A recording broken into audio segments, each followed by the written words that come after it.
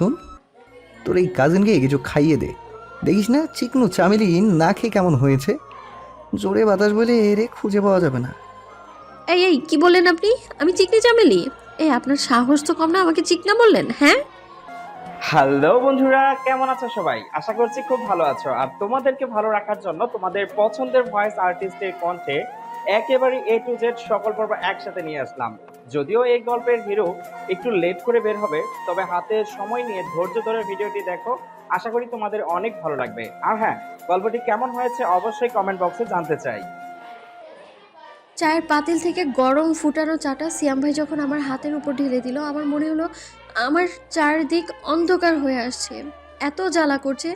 যখন আমি চিৎকার দিতে যাব তখন সিয়াম ভাই আমার মুখটা চেপে ধরলেন। ব্যথায় আর ছোটার জন্য ছটফট করছি আমি। তখন সেই হাতেই সিয়াম ভাই আমার হলুদের গুঁড়া আর লবণ ঢালতে লাগলেন। হাতে কি পরিমাণ জ্বলছে আমি চিৎকার দিয়েও কান্না করতে পারছি না। এসব সহ্য করতে না পেরে যখন জ্ঞান হারলাম, তখন সিয়াম ভাই আমাকে কোলে তুলে নিয়ে আমার রুমের মধ্যে রেখে টেবিল থেকে পানির জগ নিয়ে বাইরে থেকে দরজাটা আটকে বেরিয়ে গেলেন, যাতে আমার জ্ঞান আসলেও আমি হাত ধুতে না পারি। সিয়াম, জগ নিয়ে কোথায় যাচ্ছ? আর সায়কে দেখছি না কেন? ফুপির রুমে কেন যাচ্ছি আমরা সিয়াম? পানি নেই আমার ঘরে, আয়না। আমি পানি আনতে যাচ্ছি। আর দেখো তোমার চাও কোথায় চলে গেছে কে জানে। আয়ানা সিয়ামের কথা বিশ্বাস করলো কি না তার চেহারা দেখে বোঝা যাচ্ছে না। সিয়াম আয়নাকে তার সাথে নিয়ে তার মায়ের রুমে গেল। আম্মু বলছে যেতে, গল্প শোনাবে আজ আমাকে। সিয়াম আয়ানাকে নিয়ে ওর মায়ের ঘরে চলে গেল, যাতে সে সায়রার খোঁজ না নিতে পারে। ওইদিকে আয়ানার জ্ঞান ফিরল। হাতের মধ্যে আগুন লাগিয়ে দিয়েছে, এমন জ্বালা করছে তার হাতে। রুমের মধ্যে পানি খুঁজতে লাগলো সে, কিন্তু সে পেল না। কিভাবে পাবে? সিয়াম যে পানি নিয়ে গেছে। সায়রার রুমে অ্যাটাচড বাথরুমও নাই। অবশেষে সে তার কলেজের ব্যাগের মধ্যে বোতলে পানি পেল। হাত ধুতে গিয়ে পানি লাগলে আরও জ্বলে উঠল। বাম হাতের ওপর পিঠের চামড়া ঝলসে গেছে। নিজের এই করুণ পরিস্থিতি দেখে আজ নিজের উপর কান্না পাচ্ছে তার। অনেক যন্ত্রণা হচ্ছে। ফুপিয়ে কাঁদতে কাঁদতে সে ওখানেই শুয়ে পড়ে। আর সকালের কথা মনে করতে লাগলো সে। সকালে মাছটা একটু পড়ে যাওয়ায় খালা আমার চুলের মুঠি ধরে ঘুরিয়ে কড়াইয়ের উপর থেকে গরম খুরচুনটা আমার পিঠের উপর চেপে ধরে। পিঠ আমার জ্বলে যাচ্ছে, কিছু বলতেও পারছি না। বললেই ওনার পাশবিক নির্যাতন আরও বেড়ে যাবে। কান্নামাখা কণ্ঠে বলে সায়রা। আমাকে ছেড়ে দিন খালা, আমার ভুল হয়ে গেছে, আর এমন হবে না। ভুল হয় কিভাবে? মন কই থাকে তোর? হ্যাঁ, আজকে তোর ভাই আসবে জানিস না তুই? ওর প্রিয় মা যেটা, কিভাবে পড়ে। খালার ঝাঁঝালো কণ্ঠে কেঁপে উঠি আমি। আজ খালার একমাত্র ছেলে সিয়াম আসবে ঢাকা থেকে। এই লোক আসা মানে আমার উপর দ্বিগুণ অত্যাচার বাড়বে। সিয়াম ভাইয়া কেন জানি না আমাকে পছন্দ করে না। আমার ইচ্ছে করে এমন হয় নাই খালা।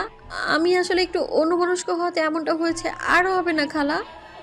অন্যমনস্ক কেন হবি তুই? মন কোন নাগরের কাছে রেখে এসছিস?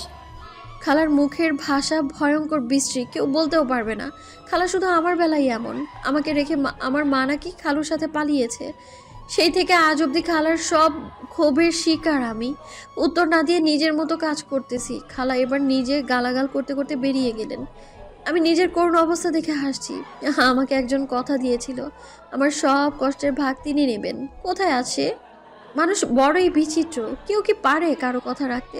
উনি হয়তো এত বছর আমাকে ভুলেই গেছে, আর আমার দেওয়া কথা মনে রাখবে সে? ছোটবেলায় বলা কথাগুলোকে ঘিরে আমি এখনো দিবা স্বপ্ন দেখি। নিজের উপর তাচ্ছিল্যের হাসি আসে আমার। দুপুর গড়িয়ে বিকেল হলো, সিয়াম ভাই হয়তো এসেছেন। খালা দৌড়ে বেরিয়ে গেলেন ছেলেকে দেখতে, আর আমি ধীরে ধীরে তার পিছে গেলাম। খালাকে দেখে সিয়াম ভাই জড়িয়ে ধরল। এতগুলো দিন পরে ছেলেকে পেয়ে কান্না করে দিলেন খালা। আরে মা, এত কান্না করে না, তোমাকে অনেক পচা দেখাবে জানো। চুপ চুপ, জানো তোমার জন্য আমিও সারপ্রাইজ নিয়ে আসছি। সিয়াম ভাইকে অনেক খুশি দেখাচ্ছে। এত খুশি আগে কখনো দেখি নাই। কি সারপ্রাইজ বাবা?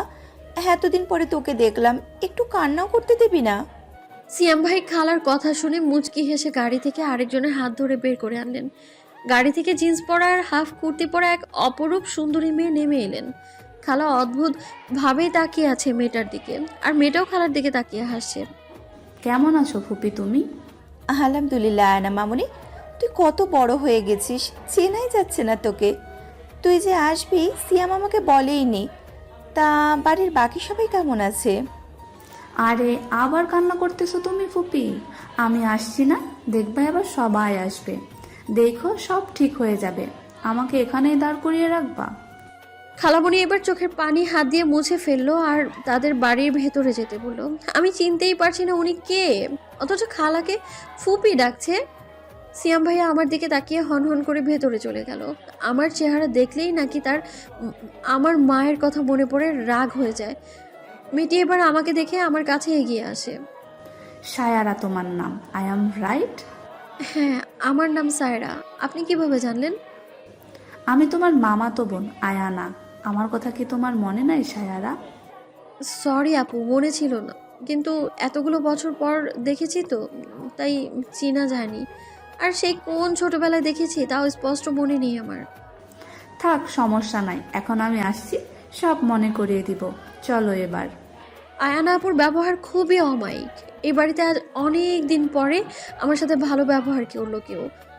খুশি মনে আমি আপুর সাথে ভেতরে গেলাম। আপু ফ্রেশ হয়ে আসার পর অনেক গল্প করলাম তার সাথে। রাত তখন 8টা বাজে। আপু গেল তার রুমে দরকারি কাজে, আর আমাকে সিয়াম ভাই পাঠালো রান্নাঘরে চা বানাতে। আমি চা বানানো শেষ করে প্রায় শেষ পাতিলে চা বলকাচ্ছে, তখনই রান্নাঘরে প্রবেশ করে সিয়াম ভাই। বর্তমানে আমি শুয়ে আছি আর আমার চারপাশ অন্ধকার, রুমে কোনো আলো নেই। আমার মনে হচ্ছে এতটা যন্ত্রণা না দিয়ে আল্লাহ আমায় নিয়ে যাচ্ছে না কেন। ছটফট করছি আমি হাতের যন্ত্রণায়। আমার রুমের দরজা খোলার আওয়াজ আমি পেলাম। তাকিয়ে দেখি আয়ান আপু রুমের লাইট চালালো। আমাকে মেঝেতে পড়ে থাকতে দেখে ছুটে আমার কাছে এলেন। এসে আমাকে ডাকছে। আমি আমি আর চোখ খুলে রাখতে পারছিলাম না। আয়ান আপু আমার হাতের দিকে তাকিয়ে অবাক হয়ে গেলেন। কি বুঝলেন জানি না। ফুপি সিয়াম কোথায়? তোমরা তাড়াতাড়ি আসো। আয়ানার চিৎকারে ফুপি আর সিয়াম দৌড়ে চলে আসলেন। আয়ানাকে এই ঘরে দেখে ফুপি অবাক হলেও সিয়াম ভাই ঘাবড়ে যাচ্ছে। কি হয়েছে? ও এইভাবে এখানে শুয়ে আছে কেন? ও এখানে শুয়ে না ফুপি, জ্ঞান হারিয়ে পড়ে আছে। ওকে হসপিটালে নিতে, ওর হাতটা দেখো তুমি। ফুপি হাত দেখে আটকে উঠলো আর সিয়ামের দিকে তাকালো। তার আর বুঝতে বাকি রইল না কি হয়েছে। সিয়াম, সায়রাকে কোলে নে তাড়াতাড়ি, আর ওকে হাসপাতালে নিয়ে যা। সিয়াম তুমি গাড়িতে গিয়ে বসো, আমি আমার ফোনটা নিয়ে আসছি। সিয়ামের অনিচ্ছা হওয়া সত্ত্বেও আয়ানার কথাই নিয়ে যাচ্ছে। আয়ানা ঘরে গিয়ে কাউকে কল দিয়ে সব খুলে বলে। তুমি তাড়াতাড়ি চলে আসো ভাই, দেখে যাও এখানে কি হচ্ছে। চোখ যখন আমার খুললো, নিজেকে হসপিটালের বিছানায় দেখে খুব অবাক হলাম আমি। আমাকে তো হসপিটালে আনার লোক খালা বা সিয়াম ভাই না। আমার জ্ঞান ফিরতে দেখে চটজলদি সিয়াম ভাই এগিয়ে আসলেন আমার দিকে। নিজের মুখের গাম্ভীর্য রেখে বললেন, আয়না অথবা কেউ জিজ্ঞেস করলে হাতের ক্ষতের ব্যাপারে যাতে বলেও আমার নাম না আসে। মাথায় রাখবি, আমার নাম নেওয়া মাত্র তোর কি হবে। চিন্তা করেন না, আমি না বললেও একদিন সবাই জানবে। উপরে আল্লাহ আছে না। আমি অবাক হয়ে যাই, এত অন্যায়ের পরেও তার মধ্যে কোনো অনুশোচনার বিন্দুমাত্র চিহ্ন দেখা যাচ্ছে না। তাই ওনার কথা আমার কাছে তাচ্ছিল্যপূর্ণ লাগলো। আমার উত্তর শুনে সে আবারও দূরে চলে গেল। আয়না আপুকে দেখলাম ওয়াশরুম থেকে বের হতে। আমার হাত ব্যান্ডেজ করার আরেক হাতে ক্যানোলার স্যালাইন চলছে। সিয়াম তুমি এবার বাসায় যেতে পারো, সায়কে আজ ছাড়বে না, এখানে আমার থাকা লাগবে। আশ্চর্য হয় না, কাল সারাদিন এত জার্নি করে আসলে এক ফোঁটা রেস্ট নিতে পারলা কই? সারা রাতেই মেয়েটার সেবা যত্ন করলাম। আমার তো মনে হচ্ছে তুমি নিজে অসুস্থ হয়ে পড়বা। তখন আমি মামাকে কি জবাব দিব? আমার বাবা, আমি বুঝে নিব। আমার অসুস্থ লাগছে না, মেয়েটাকে তো আর এভাবে একা ফেলে রাখতে পারি না। তোমার যা ইচ্ছা করো। সিয়াম ভাই রাগ করে কেবিন থেকে বের হয়ে চলে গেলেন। আয়ান আপু দেখলাম যাওয়ার পানে তাকিয়ে হালকা হাসলো। আজ প্রথম আমি আমার জন্য কাউকে ভাবতে দেখলাম না, আমার জন্য চিন্তা করতে দেখলাম। আনন্দে চোখের অশ্রু বেয়ে গড়িয়ে পড়লো। কেউ তো আমার যত্ন করতে পারে, ভালোবাসতে পারে আমায়। এই কথাটা বিশ্বাস হচ্ছে আমার। আমাকে কান্না করতে দেখে আয়ান আপু বিচলিত হয়ে পড়লেন। কি হয়েছে সায়ু পাখি, তুমি কান্না করছো কেন? কোথাও ব্যথা পেয়েছো? কষ্ট হচ্ছে? ডাক্তারকে ডাকবো? না আপু, অনেক দিন পর কেউ আমায় এইভাবে যত্ন নিল, আমার কেউ ভাবলো আমার কথা। এটা দেখি কান্না চলে এসেছে। ধুর পাগলি, এভাবে কান্না করছো কেন? এভাবে কান্না করে না, ফুপি বা সিয়াম কেউ তোমার যত্ন নেয় না। আসলে বাদ দাও আপু, তুমি টায়ার্ড না, রেস্ট নিলেই তো পারতে। সমস্যা নাই, একজন আসতেছে, আসলেই আমি চলে যাব, সে থাকবে। আয়ন আপু হয়তো খালা আসলে চলে যাবেন, তাই আর কথা বাড়ালাম না, চুপচাপ শুয়ে পড়লাম। আয়ন আপু দেখি ফোন নিয়ে ফোন টিপছে। আমার একা একা বোরিং লাগছে খুব এভাবে শুয়ে থাকতে। অতীত থেকে ঘুরে আসা যাক। অতীত। আমি সায়ারা জাহান। আমি আমার মায়ের একমাত্র মেয়ে। আমার বাবা ছোটবেলায় মারা গেছেন। আমার ততটা মনে নেই, তখন আমার 5 কি 6 বছর। আমরা খালাদের বাসায় থাকতাম। খালার এক ছেলে সিয়াম মাহমুদ। সায়ান হলো আমার মামাতো ভাই। সায়ান ভাই অনেক ছোট তখন মামা মামি বিদেশে চলে যায়। আয়ন আপু আর সায়ান ভাইয়াকে নিয়ে যায়। যাওয়ার আগে সায়ান ভাইয়া আমাকে বলে গেছে, তোর সব ভালো মন্দের দায়িত্ব আমার। পিছিয়ে অপেক্ষায় থাকিস, আমি ফিরবো। আমি বাচ্চা ছিলাম, সায়ান ভাইয়া বলতো পাগল ছিলাম আমি। আমার খেলাধুলা আবদার সব সায়ান ভাইয়ের কাছেই ছিল। তার জন্যই খালার এত অপমান সহ্য করে পড়ে আছি আমি। তার চেহারা তো আমার ঠিক মতো মনেও নেই। হঠাৎ একদিন খবর এলো আমার মা আর খালু দুজন নাকি পালিয়ে গেছে। মায়ের আর খালুর কোনো খোঁজ খবর নাই। এরপর সবাই ভাবলো খালুর সাথে মা পালিয়ে গেছে। কিছুদিন পর খবর পেল তারা বিয়ে করে অনেক দূরে চলে গেছেন। আমি জানি না কেন মা কিভাবে নিজের মেয়ে আর নিজের বড় বোনের জীবন কিভাবে নষ্ট করলো সে। বাবাকে হারানোর পর থেকে সিয়াম ভাই পাল্টে গেল। আমাকে সহ্যই হয় না তার। যেই খালার চোখের মণি ছিলাম আমি, আজ হলাম তার চোখের বিষ। এতে কি আমার দোষ? আমিও তো আমার মাকে হারিয়েছি, বাবাকে হারিয়েছি। খালা আমাকে প্রচুর মারে, কাজ করায়, তবু আমি কিচ্ছু বলি না। বলবে মায়ের পাপের শাস্তি আমি পাচ্ছি। আমার তো দাদা বাড়ির কোনো খোঁজ নেই, কারণ বাবার সম্পত্তি তার ভাইয়েরা মিলে ভাগ করে নিয়েছে। আমার খোঁজ নিলে যদি আমি সম্পত্তি দাবি করি, আমার সাথে এইসব আজ নতুন হচ্ছে না, বর্তমান। অতীতের কথা ভাবতে ভাবতে কখন আবার ঘুমিয়ে পড়লাম জানা নেই। কেবিনে একজন সুদর্শন লোক প্রবেশ করলো। লোকটির গায়ে অ্যাপ্রন পরা দেখি বলবে এই হসপিটালের কোনো ডক্টর। আয়ন আপু লোকটাকে দেখে জড়িয়ে ধরে। লোকটাও পরম যত্নে আয়ন আপুর মাথায় হাত বুলিয়ে দিচ্ছে। আমাকে ক্ষমা করবা, আমি যে কাজে আসছিলাম তাতে ব্যর্থ হয়েছি। আমি এই বাচ্চা ফুলটাকে রক্ষা করতে পারলাম না। ফুটফুটে মেয়েটার এ কি অবস্থা হয়েছে। আয়ানা ধীরে ধীরে কথা বলছে আর কান্না করছে। সে কিছুতেই মানতে পারছে না সায়ারার প্রতি হওয়া এই অন্যায়। Don't cry my little princess. কান্না করে না একদম। তোর কোনো দোষ নাই। Stop blaming yourself dear. যারা এর প্রকৃত দোষী, শাস্তি তারা পাবে। ডাক্তারের কণ্ঠে অনেক রাগ প্রকাশ পাচ্ছে। রাগে তার শ্যামবর্ণ মুখ শক্ত হয়ে আছে। দেখেই বোঝা যাচ্ছে যে নিজের রাগ সে কন্ট্রোল করার চেষ্টা করছে। এভাবে বললে সায়ও কিছুতেই বলবে না, আর এই অবস্থার কথা হয়তো মুখ ফুটে বলবেও না। আমার রাগ হয়, এত ভালো কেউ ওকে হতে বলছে। ড্যাড আর মম ফুপিকে কত বলছে যে সায়কে আমাদের কাছে পাঠিয়ে দিতে, কিন্তু ফুপি কিছুতেই রাজি হয় নাই। সায়র খোঁজ নিব দেখে আমাদের সাথে যোগাযোগও বন্ধ করে দিল, নিজেদের ঠিকানাও পাল্টে নিল। নিজেরা এই মেয়েটাকে তো স্বাভাবিক জীবন দিতে পারবে না, আমাদেরও দিতে দিবে না। চুপ কর। এখন তুই ক্যান্টিনে গিয়ে খেয়ে আয় যা। আমি আছি এখানে। আর আমার ব্যাপারে এক্ষুনি কাউকে কিছু বলবি না। আচ্ছা। আয়ানা ছেলেটার কথায় চলে গেল। ছেলেটা এবার আয়ানার বেডের দিকে এগিয়ে গেল। পাশে রাখা টুল পেতে এক দৃষ্টিতে সায়রাকে দেখতে লাগলো। সায়রার হাতের আঙ্গুল থেকে কবজি অবধি ব্যান্ডেজ করা। কতটা কষ্ট মেয়েটা পেয়েছে তা তার মলিন চেহারার দিকে তাকালেই বোঝা যায়। হলুদ ফর্সা মুখশ্রী এখন ব্যথায় শুকিয়ে গেছে। মেয়েটা এত বোকা কেন? ওকে কি কেউ খাবার দেয় না? এবার ছেলেটা তার হাত দিয়ে সায়রার মাথায় হাত বুলিয়ে দিতে লাগলো। সায়রা নড়ে পাশ ফিরে শুতেই সায়রার পিঠের ওপরের এক অংশ পুড়ে কালচে হয়ে আছে। ফর্সা দেহে পোড়ার দাগ পুরো স্পষ্ট ফুটে আছে। রাগে চোখ মুখ খিচে বন্ধ করে নিল ছেলেটি। মানুষ এত পাষাণ হয় কিভাবে? এইটুকু মেয়ের গায়ে হাত তুলতে কি তাদের মায়া লাগে না? সাইড থেকে বার্ন ক্রিম নিয়ে ছেলেটি সায়রার পিঠের পোড়া স্থানে লাগিয়ে দিল। এর মধ্যে স্যালাইন শেষ হওয়ায় তাও খুলে নিল। হাত ড্রেসিং করাতে হবে এখন, না হলে ইনফেকশন হয়ে যাবে। ক্যাবিন থেকে বেরিয়ে নার্স ডেকে নিয়ে আসলো। নার্স এসে সায়রাকে ডেকে তুলল। আগে যখন ড্রেসিং করানো হয়েছিল তখন সায়রা অজ্ঞান ছিল, এখন তো সে সজ্ঞানে। এখন কি হবে? মেয়েটি যখন সায়রার হাতের ব্যান্ডেজ খুলে পরিষ্কার করতে নিল, সায়রা ব্যথায় জোরে চিৎকার দিল। সায়রার চিৎকারে ছেলেটি ও আয়ানা দৌড়ে চলে আসলো। সায়রার চিৎকারে আগন্তুক যুবক ও আয়ানা কেবিনে এসে পড়ে। তারা এসে দেখে নার্স সায়রার হাত নিচে নামাতে বলছে, আর সায়রা তার হাত উপরের দিকে তুলে বাচ্চাদের মতো কান্না করছে। ম্যাম, আপনি এভাবে হাত সরিয়ে নিলে আমি হাতে ড্রেসিং কিভাবে করব। আমি খুব ব্যথা পাচ্ছি আপু, ছেড়ে দিন, করা লাগবে না। ড্রেসিং না করলে তো আপু হাতে ইনফেকশন হয়ে যাবে। নার্স, আপনি উঠুন, আমি করে দিচ্ছি। জি স্যার। পুরুষালী কণ্ঠস্বর পেয়ে সায়রা মাথা ঘুরিয়ে দরজার দিকে তাকায়। ওখানে ডাক্তার আর সাথে আয়না আপুকে দেখে। নার্স ডাক্তারের কথায় উঠে যায়, আর সেই ডাক্তার গিয়ে বসে সায়রার সামনে।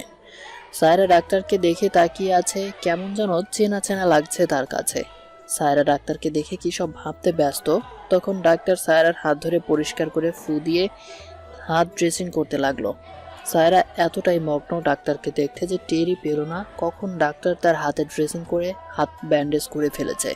আয়না যখন দেখলো সায়রার খেয়াল সেদিকে নাই, সে ডাক্তারকে দেখতে ব্যস্ত, তখন তার হাসি পেল। ডাক্তার অর্ক, তোমার পেশেন্ট দেখো, খেয়াল তোমার দিকে। এতক্ষণ যে মেয়েটা হাত ব্যথা পেয়ে ড্রেসিং করবে না বলে চিল্লাচিল্লি করছিল, আর এখন দেখো তার হাতে ড্রেসিং করানো হয়ে গেছে আর সে টেরও পেল না। আমার মতো হ্যান্ডসাম কোনো ছেলে যদি সামনে বসে থাকে, তাহলে কি মেয়েদের ধ্যান থাকে অন্যদিকে? আব্বু, আমি কেন আপনাকে দেখতে যাব আজিব? আপনি যে সুন্দর, এই মিথ্যে কথা আপনাকে কে বলেছে? সায়রা, আয়না আর ডাক্তার অর্কের কথায় লজ্জা পেয়ে কি থেকে কি বলল খুঁজে পেল না। আয়নার মুখে ডাক্তারের কথায় তার মন খারাপ হয়ে গেল। সে কিছু সময়ের জন্য অর্কের মধ্যে সায়ানকে খুঁজেছিল। আয়না, শাক দিয়ে মাছ ঢাকা ট্রাই করতে না কর। আমি দেখতে কেমন তা ভালো করে জানি। সত্যি বলতে অর্ক যখন সায়রার হাত যত্ন সহকারে পরিষ্কার করছিল, তখন আয়ানা একটু হলেও সায়ানের কথা মনে পড়ে যায়। সায়ান ছাড়া সে তো আর কিছু ভাবতে পারে না। জানিস ছাড়ো পিচ্ছি, মম ড্যাড বলেছে তোকে আমাদের সাথে আমাদের বাসায় নিয়ে যেতে। তোর খবর শুনে তারা আসতে চেয়েছিল, আমি না করেছি, কারণ বিকেলে তোকে ছেড়ে দেবে এখান থেকে। মামা মামি বাংলাদেশে কবে আসছে আপু? আসছে অনেক দিন হয়েছে, পিচ্ছি কাউকে জানানো হয় নাই। আমি পড়ার জন্য শুধু অ্যাব্রোডেই থাকতাম, আর শেষ হওয়াতে সিয়ামের সাথে আসলাম।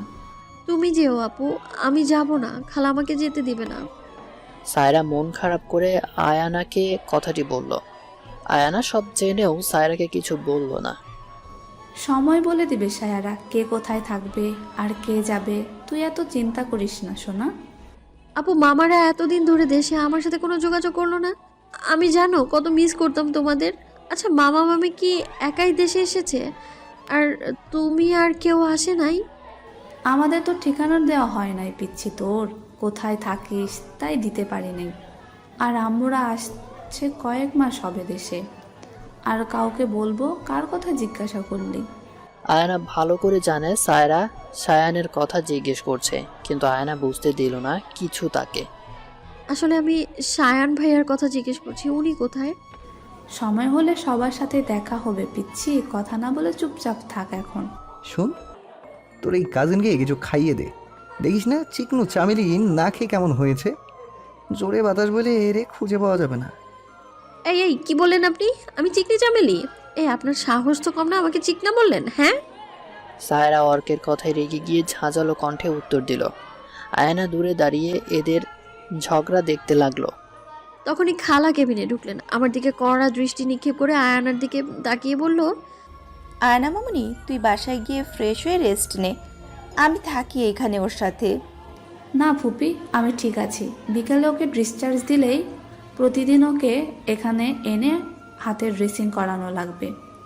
সমস্যা নেই মা, আমি আছি এইখানে, ওর খেয়াল রাখতে পারবো, তুই চিন্তা করিস না।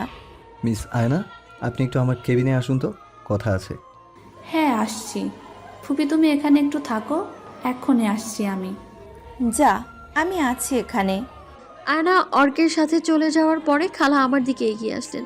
আমি খালার দিকে তাকিয়ে চুপচাপ আছি। উনি আমার দিকে এগিয়ে এসে ঠাস করে আমার গালে থাপ্পড় লাগিয়ে দিল। আমি অবাক হয়ে তাকিয়ে আছি।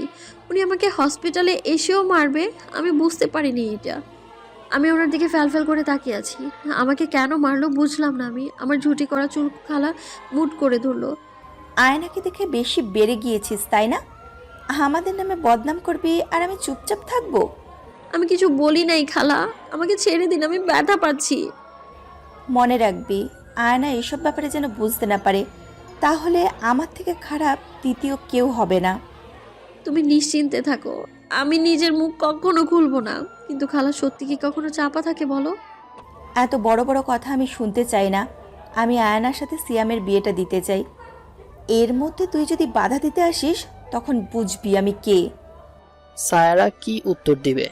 সিয়ামের মতো এমন মানুষের সাথে আয়নার বিয়ে হলে যে আয়নার জীবনটা শেষ হয়ে যাবে।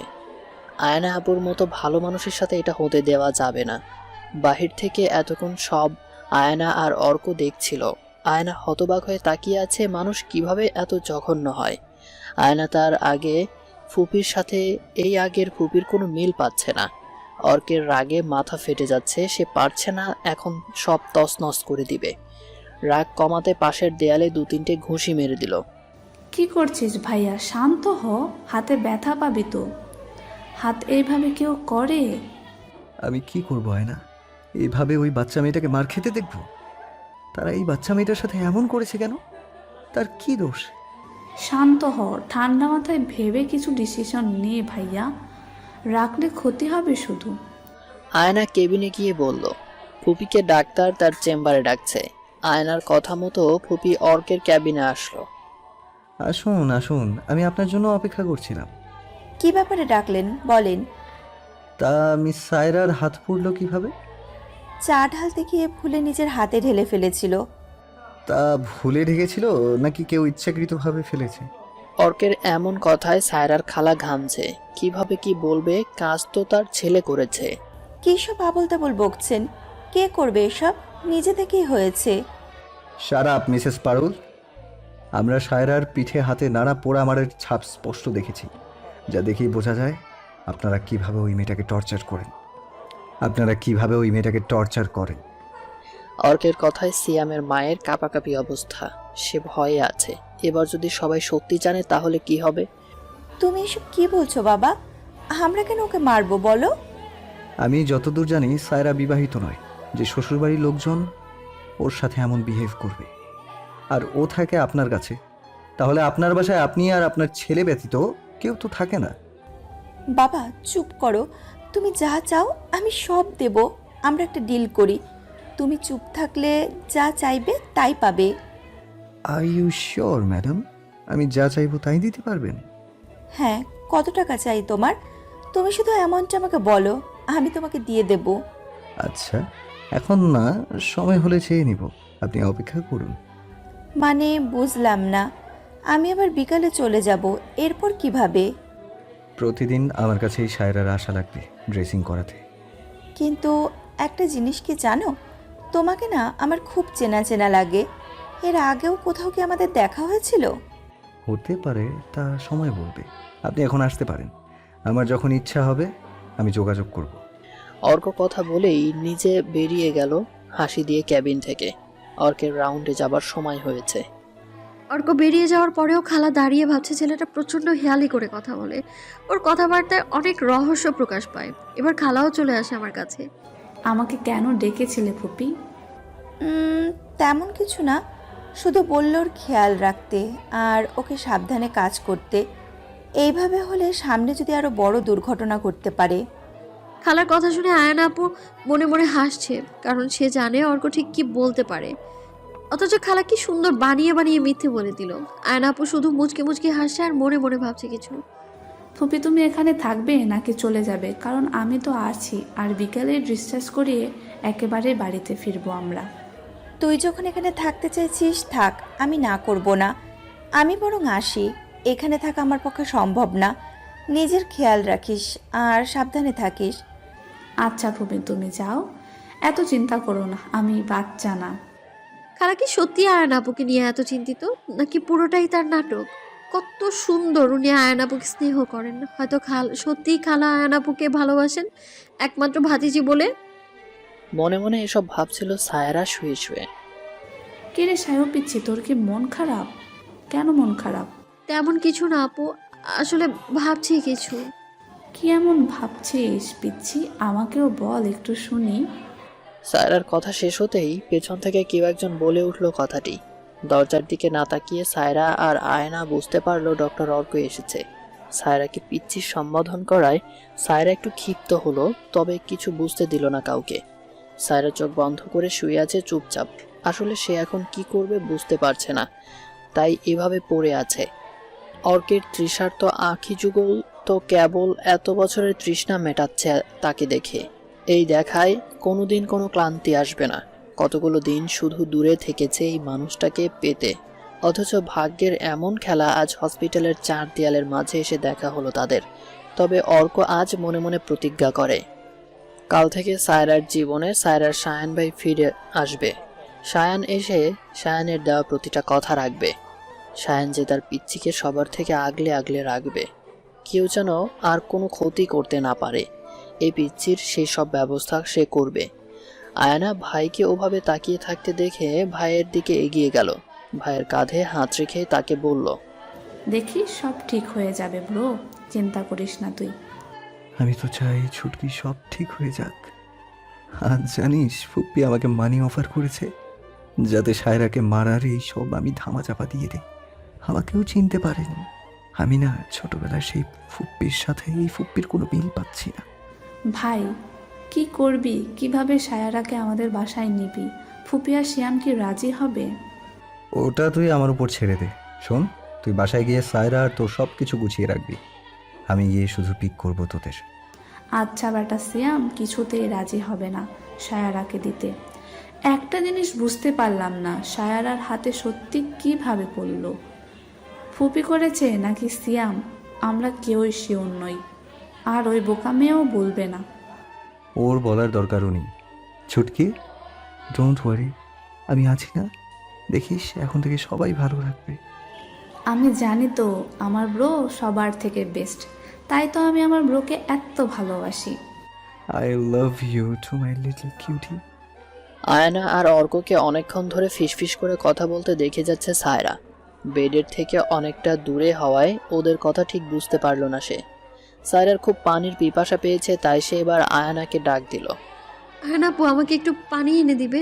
আমার না খুব পিপাসা লেগেছে। আচ্ছা তুমি বসো, আর ব্রো তুমি একটু ওর সাথে থাকো, আমি আসছি পানি নিয়ে। আয়না চলে যেতেই অর্ক এবার এগিয়ে বেডের কাছে রাখা টুল পেতে বসলো। আচ্ছা মিস সায়রা, আপনার পুরো নাম কি? আমার নাম সায়রা জাহান। কোন ক্লাসে পড়েন আপনি? এই তো এবার ইন্টারে। হাতের এই অবস্থা কিভাবে হলো? এটা সত্যি অ্যান্সারটা দিন। সায়রা এবার কি আনসার দিবে ভেবে পাচ্ছে না, কারণ সে কিভাবে বলবে এটা সিয়াম করেছে। সিয়াম তো যাওয়ার আগে বারবার সাবধান করে গেছে, সাথে খালাও। ভুল করে হাত ফসকে পড়েছে। আমি কি আপনার কাছে কোনো বানানো গল্প শুনতে এসেছি মিস সায়রা জাহান? আমি কেন আপনাকে গল্প শোনাবো ডক্টর? আপনি না বললেও অনেক কিছুই জানি আমি। অন্যায় মেনে চুপ থাকা সহ্য করাটা অন্যায় করার থেকেও বড় অপরাধ, বুঝলেন আপনি? আমি আপনার কথা কিছুই বুঝতে পারছি না ডক্টর। ছেড়ে দিন, সময় হলেই বুঝবেন। আসি, নিজে খেয়াল রাখবেন। অর্ক চলে গেল। সায়রা অর্কের যাওয়ার পানে তাকিয়ে আছে। অর্কের এমন অদ্ভুত ব্যবহার তাকে ভাবাচ্ছে। আয়না পানি নিয়ে এসে সায়রাকে খাওয়ালো। যথাসময়ে আয়না সায়রাকে নিয়ে বাড়ি চলে গেল। সায়রাকে নিজের রুমে রেখে আয়না চলে গেল তার রুমে ফ্রেশ হতে। তার গোসল প্রয়োজন। সায়রা পা মেলে খাটের উপর আধশোয়া হয়ে বসে বসে ভাবছে, সায়ান ভাই কি তাকে মনে রেখেছে নাকি ভুলে গেছে। সায়রার ভাবনার মাঝেই সিয়াম সায়রার খাটের উপর শুয়ে সায়রার কোলে মাথা রাখলো। হঠাৎ এইভাবে আশায় সায়রা চমকে তাকিয়ে দেখে সিয়াম। সায়রা প্রচণ্ড অবাক হয়ে আছে সিয়ামের কাজে। এ কি সিয়াম ভাইয়া, আপনি আমার কোলের উপর এভাবে শুয়ে আছেন কেন? উঠুন। সিয়ামের এই কাজে হাঁ করে তাকিয়ে আছে সায়রা। আজ সিয়ামের কি হলো, সে সোজা সায়রার কোলে মাথা রাখলো। সায়রা এক হাত দিয়ে সিয়ামের মাথা ঠেলে নিচে নামানোর চেষ্টা করতে লাগলো। সিয়াম রেগে গেল এমন কাজে সায়রার। সে উঠে দাঁড়িয়ে সায়রাকে বিছানার সাথে আটকে ধরলো। সায়রার পুরো মুখ জুড়ে আতঙ্কের ছাপ স্পষ্ট। সায়রা কিছু বলতে পারছে না, ভয়ে তার হাত পা কাজ করা বন্ধ করে দিয়েছে। কাঁপছে সায়রা, সেই সাথে সায়রার ঠোঁটও কেঁপে কেঁপে উঠছে। সিয়ামের যা দেখে নিজেকে সামলানো কষ্টকর হয়ে পড়ছে। সিয়াম আজ ড্রিঙ্ক করে বাসায় ফিরেছে। মাতাল অবস্থায়ও তার সাথে সায়রা পেরে উঠছে না। আমাকে ছেড়ে দিন সিয়াম ভাই, কি করছেন আপনি? তুই বারবার আমাকে ভাই বলতে রাখিস কেন? আমি তোর ভাই? তোর মা আর আমার বাপ পালিয়ে বিয়ে করেছে, এটা তো আর নিজের চোখে দেখি নাই, তাই আমরা ভাই বোন না। সেই হিসাব পরে সিয়াম ভাই, আপনি তো আমার খালাতো ভাই লাগেন। আগে সরুন এখান থেকে, তা না হলে আমি খালাকে ডাকতে বাধ্য হব। সরুন। তুই এত দেমাগ পাস কই? হ্যাঁ, সুন্দরী দেখেও এত দেমাগ আসেন, তাই না? আজ যদি আমি তোর এই দেমাগ ভাঙতে না পারি, তাহলে আমার নাম সিয়াম না। আপনাকে দেখে আমার সুস্থ মনে হচ্ছে না, আমার ঘর থেকে এক্ষুনি বেরিয়ে যান আপনি। সায়রার কথায় সিয়াম পাত্তা দিচ্ছে না, শুধু সায়রাকে দেখেই যাচ্ছে। ড্রিঙ্ক করার কারণে সিয়াম নিজের মধ্যে নেই। সায়রার প্রচণ্ড ভয় করছে। ভয়ে মানুষের মস্তিষ্ক কাজ করে না, এটা তার প্রমাণ। সায়রার এক হাতে ব্যান্ডেজ করা, আর সেটা ডান হাত। মেয়ে মানুষ বাম হাত দিয়ে সিয়ামের মতো একজনকে কিভাবে সরাবে, তবুও চেষ্টা চালিয়ে যাচ্ছে। শেষে না পেরে সে আয়ানাকে ডাক দিল। আয়ান আপু, খালা, কে কোথায় আছেন? বাঁচান আমায়। সিয়াম জলদি উঠে দরজা ভেতর থেকে বন্ধ করে দিল। সায়রার থেকে তার ওড়না কেড়ে নিয়ে সায়রার মুখে বেঁধে দিল। সায়রার চোখ বেয়ে পানি গড়িয়ে পড়তে লাগলো। আজ সত্যি সায়রার ভয় করছে এই সিয়ামকে। সে মনে মনে আল্লাহকে ডাকছে তাকে বাঁচাতে। আয়ানা আপু আর খালা আমার ডাক শুনে জলদি আমার রুমের দরজার সামনে এসে দরজায় নক করতে লাগলো। কিরে সায়ারা, এভাবে ডাকলি কেন পিচ্ছি? দরজা খোল। আয়ানা আপুর ডাকে সাড়া দিতে গিয়ে শুধু মুখ থেকে অদ্ভুত আওয়াজ বের হচ্ছে, অস্পষ্ট বেঁধে রাখার জন্য। আয়ানা এবার চিন্তিত। মেয়েটা এভাবে ডাকার পরে এখন দরজা খুলছে না কেন? ওর তো দরজা বন্ধ করে ঘুমানোর কথা না। খালা এবার আয়ানাকে বোঝানোর চেষ্টা করলো। আয়না, চিন্তা করিস না মা, ও মনে হয় ঘুমের মধ্যে ডেকেছে হাতের ব্যথায়। দেখছিস না এত ডাকাডাকি করছিস, তাও ও খুলছে না। আমার তো তেমন কিছু মনে হচ্ছে না ফুপি, মাত্রই তো আমি এখানে ওকে রেখে ফ্রেশ হতে আমার রুমে গেলাম। আমি আবার আসবো বলেও গেলাম, যাতে দরজা বন্ধ না করে রাখে। সে এমন কেন করবে? ভুলে হয়তো ডেকে ফেলেছে। এই সায়ারা, দরজা খোল। বোন, কি হয়েছে তোর? আয়না দরজায় বাড়ি দিয়ে ডাকছে সায়রাকে, কিন্তু সায়রা কিভাবে খুলবে? সিয়াম যে সায়রার হাত উল্টো করে পিঠের কাছে ধরে রেখেছে। সায়রার ব্যথা পাচ্ছে চাপের কারণে, তাই ক্ষতস্থান থেকে রক্ত বের হচ্ছে। সিয়াম সায়রার ঘাড়ে মুখ ডুবিয়ে রেখেছে। সায়রার শরীরের এই আলাদা ঘ্রাণ তার কাছে মাদকতার কাজ করে। সায়রার ঘৃণার লজ্জায় চোখ দিয়ে পানি পড়ছে। সায়রাকে সিয়াম নিচের দিকে ঘুরিয়ে ধীরে ধীরে সায়রার জামার দিকে হাত বাড়াচ্ছে। কি হতে যাচ্ছে ভেবেই সায়রা চোখ খিচে বন্ধ করে আল্লাহকে ডাকতে লাগলো। সিয়াম সায়রার জামা ফিতে ধরছে, তখন এই কেউ দরজায় লাথি দিয়ে ভাঙার চেষ্টা করছে। বাসায় ওর মা আর আয়ানা আছে মনে হতেই তার ছেলের হাসি দিল। মেয়ে মানুষ আর কি বা করতে পারবে? সিয়ামের ধারণাকে ভুল প্রমাণ করে দিয়ে শেষের লাথিতে দরজার ছিটকিনি ভেঙে সেখানে প্রবেশ করলো ডাক্তার অর্ক, আয়ানা ও সিয়ামের মা। সবাই এমন অবস্থায় দেখে অবাক হয়ে দাঁড়িয়ে আছে। বাকশক্তি যেন সবার লোপ পেয়েছে। আয়না তাড়াতাড়ি সিয়ামের থেকে সায়রাকে সারিয়ে আয়নার মুখ থেকে ওড়না খুলে দিল। ওড়না এবার নিজের সাথে ভালোভাবে পেঁচিয়ে আয়নাকে ধরে কেটে দিল সায়রা। অর্কের রাগে মাথা খারাপ হয়ে যাচ্ছে। সিয়ামের কলার ধরে সামনে এনে সিয়ামের গালে নিজের শরীরের সর্বশক্তি প্রয়োগ করে চড় লাগিয়ে দেয়। অর্কের হাতের মার সামলাতে না পেরে সোজা বিছানায় গিয়ে পড়ে যায়। সিয়ামের মা ছেলেকে মারায় রেগে যায়। কোন সাহসে তুমি আমার ছেলের গায়ে হাত দিলে? লজ্জা করে না? এত কিছুর পরও ছেলের সাইড নিয়ে কথা বলেন। আপনি না একজন মেয়ে, তাও কিভাবে একজন মেয়ের সাথে এতটা খারাপ কাজ করার চেষ্টা করার পরেও ছেলের হয়ে কথা বলছেন? চেষ্টা করেছে, কিছু তো করেনি। পুরুষ মানুষ একটু নেশা টেশা করেছে, ভুল হয়ে গেছে, তাই নিয়ে তুমি বাড়াবাড়ি করার কে? আমার বাড়িতে এসে সিন ক্রিয়েট করছো? সিয়ামের মায়ের কথায় উপস্থিত সবাই হতভম্ব হয়ে যায়। একজন মানুষ হিসেবেও সে ব্যর্থ। আয়ানা এবার নিজেকে কন্ট্রোল করতে না পেরে বলল, সরি টু সে ফুপি, আপনি আপনার ছেলেকে শিক্ষা দিতে ব্যর্থ, নাকি এভাবেই শিক্ষা দিয়েছেন? মুখ সামলে কথা বলো আয়ানা, আমি তোমার ফুফি লাগি আর তোমার বড়ও। আমি তো ভালোভাবেই বললাম, আপনি আপনার ছেলেকে সামলান। সিয়াম উঠে এসে অর্কের সামনে দাঁড়িয়ে বলল, আমার গায়ে হাত তুলে কাজটা ভালো করলি না তুই? তোর এত বড় সাহস আমার বাড়িতে দাঁড়িয়ে আমাকেই অপমান! তোর ভাগ্য ভালো আমি এখনো চুপ আছি। একবার আমি কথা বলা শুরু করলে পালানোর পথ পাবি না সিয়াম। আয়ানা, তোর লাগেজ নিয়ে আয়, আমরা এক্ষুনি বাড়িতে ফিরবো। অর্কের কথায় সিয়াম আর ওর মা ভাবে অর্কের সাথে আয়না কোথাও যাবে। তোমার সাথে এত রাতে আয়না কোথায় যাবে? সেটা আপনার না জানলেও চলবে। আমি আয়ানাকে কোথায় নিয়ে যাব? আমার ভাতিজিকে কোথায় নিয়ে যাবে সেটা আমি জানবো না? তুমি কে ওকে নিয়ে যাওয়ার? আমার ছোট বোনকে আমি আমার বাসায় নিয়ে যেতেই পারি, তাও যে কোনো সময়। তার কৈফিয়ত তো আমি আপনাকে দিব না।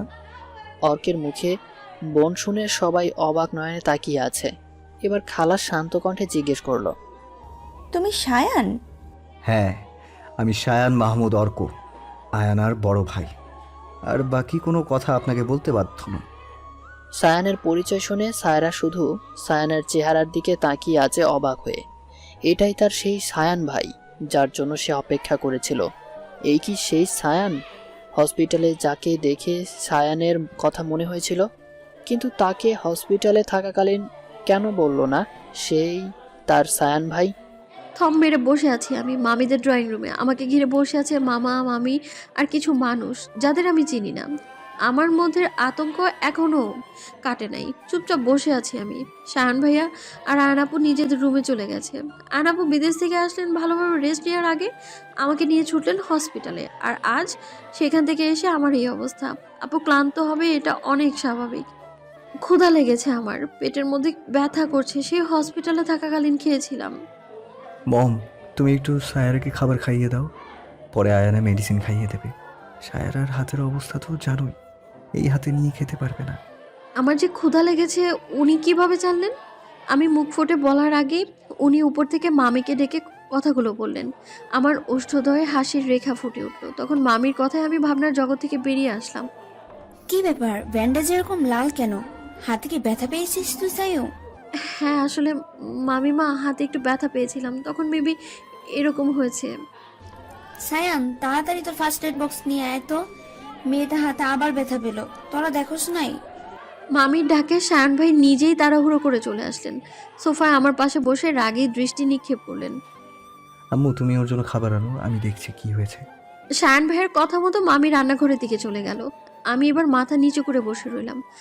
এই, ব্যথা কখন পেয়েছিস? আমাকে আগে দেখাসনি কেন? ওড়না দিয়ে এই জন্য হাত ঢেকে রেখেছিলি? আসলে শায়ান ভাইয়া তখন সিয়াম ভাইয়া এই হাতে অনেক জোরে চেপে ধরেছিল, তো তাই এমন হয়েছে। আর আপনি আর আয়নাপু রেগেছিলেন, আমিও ভয়ে তাই কিছু বলি নাই তখন। উনি আমার কথা শুনলো কি না জানি না, সে এবার আমার হাত থেকে ব্যান্ডেজ খোলা আরম্ভ করলো। ব্যান্ডেজ খোলার সময় হাতের চামড়ার সাথে টান খাচ্ছে, আর এতে আমি প্রচণ্ড ব্যথা পাচ্ছি। চোখ বন্ধ করে সোফা খামচে ধরে আছি আমি।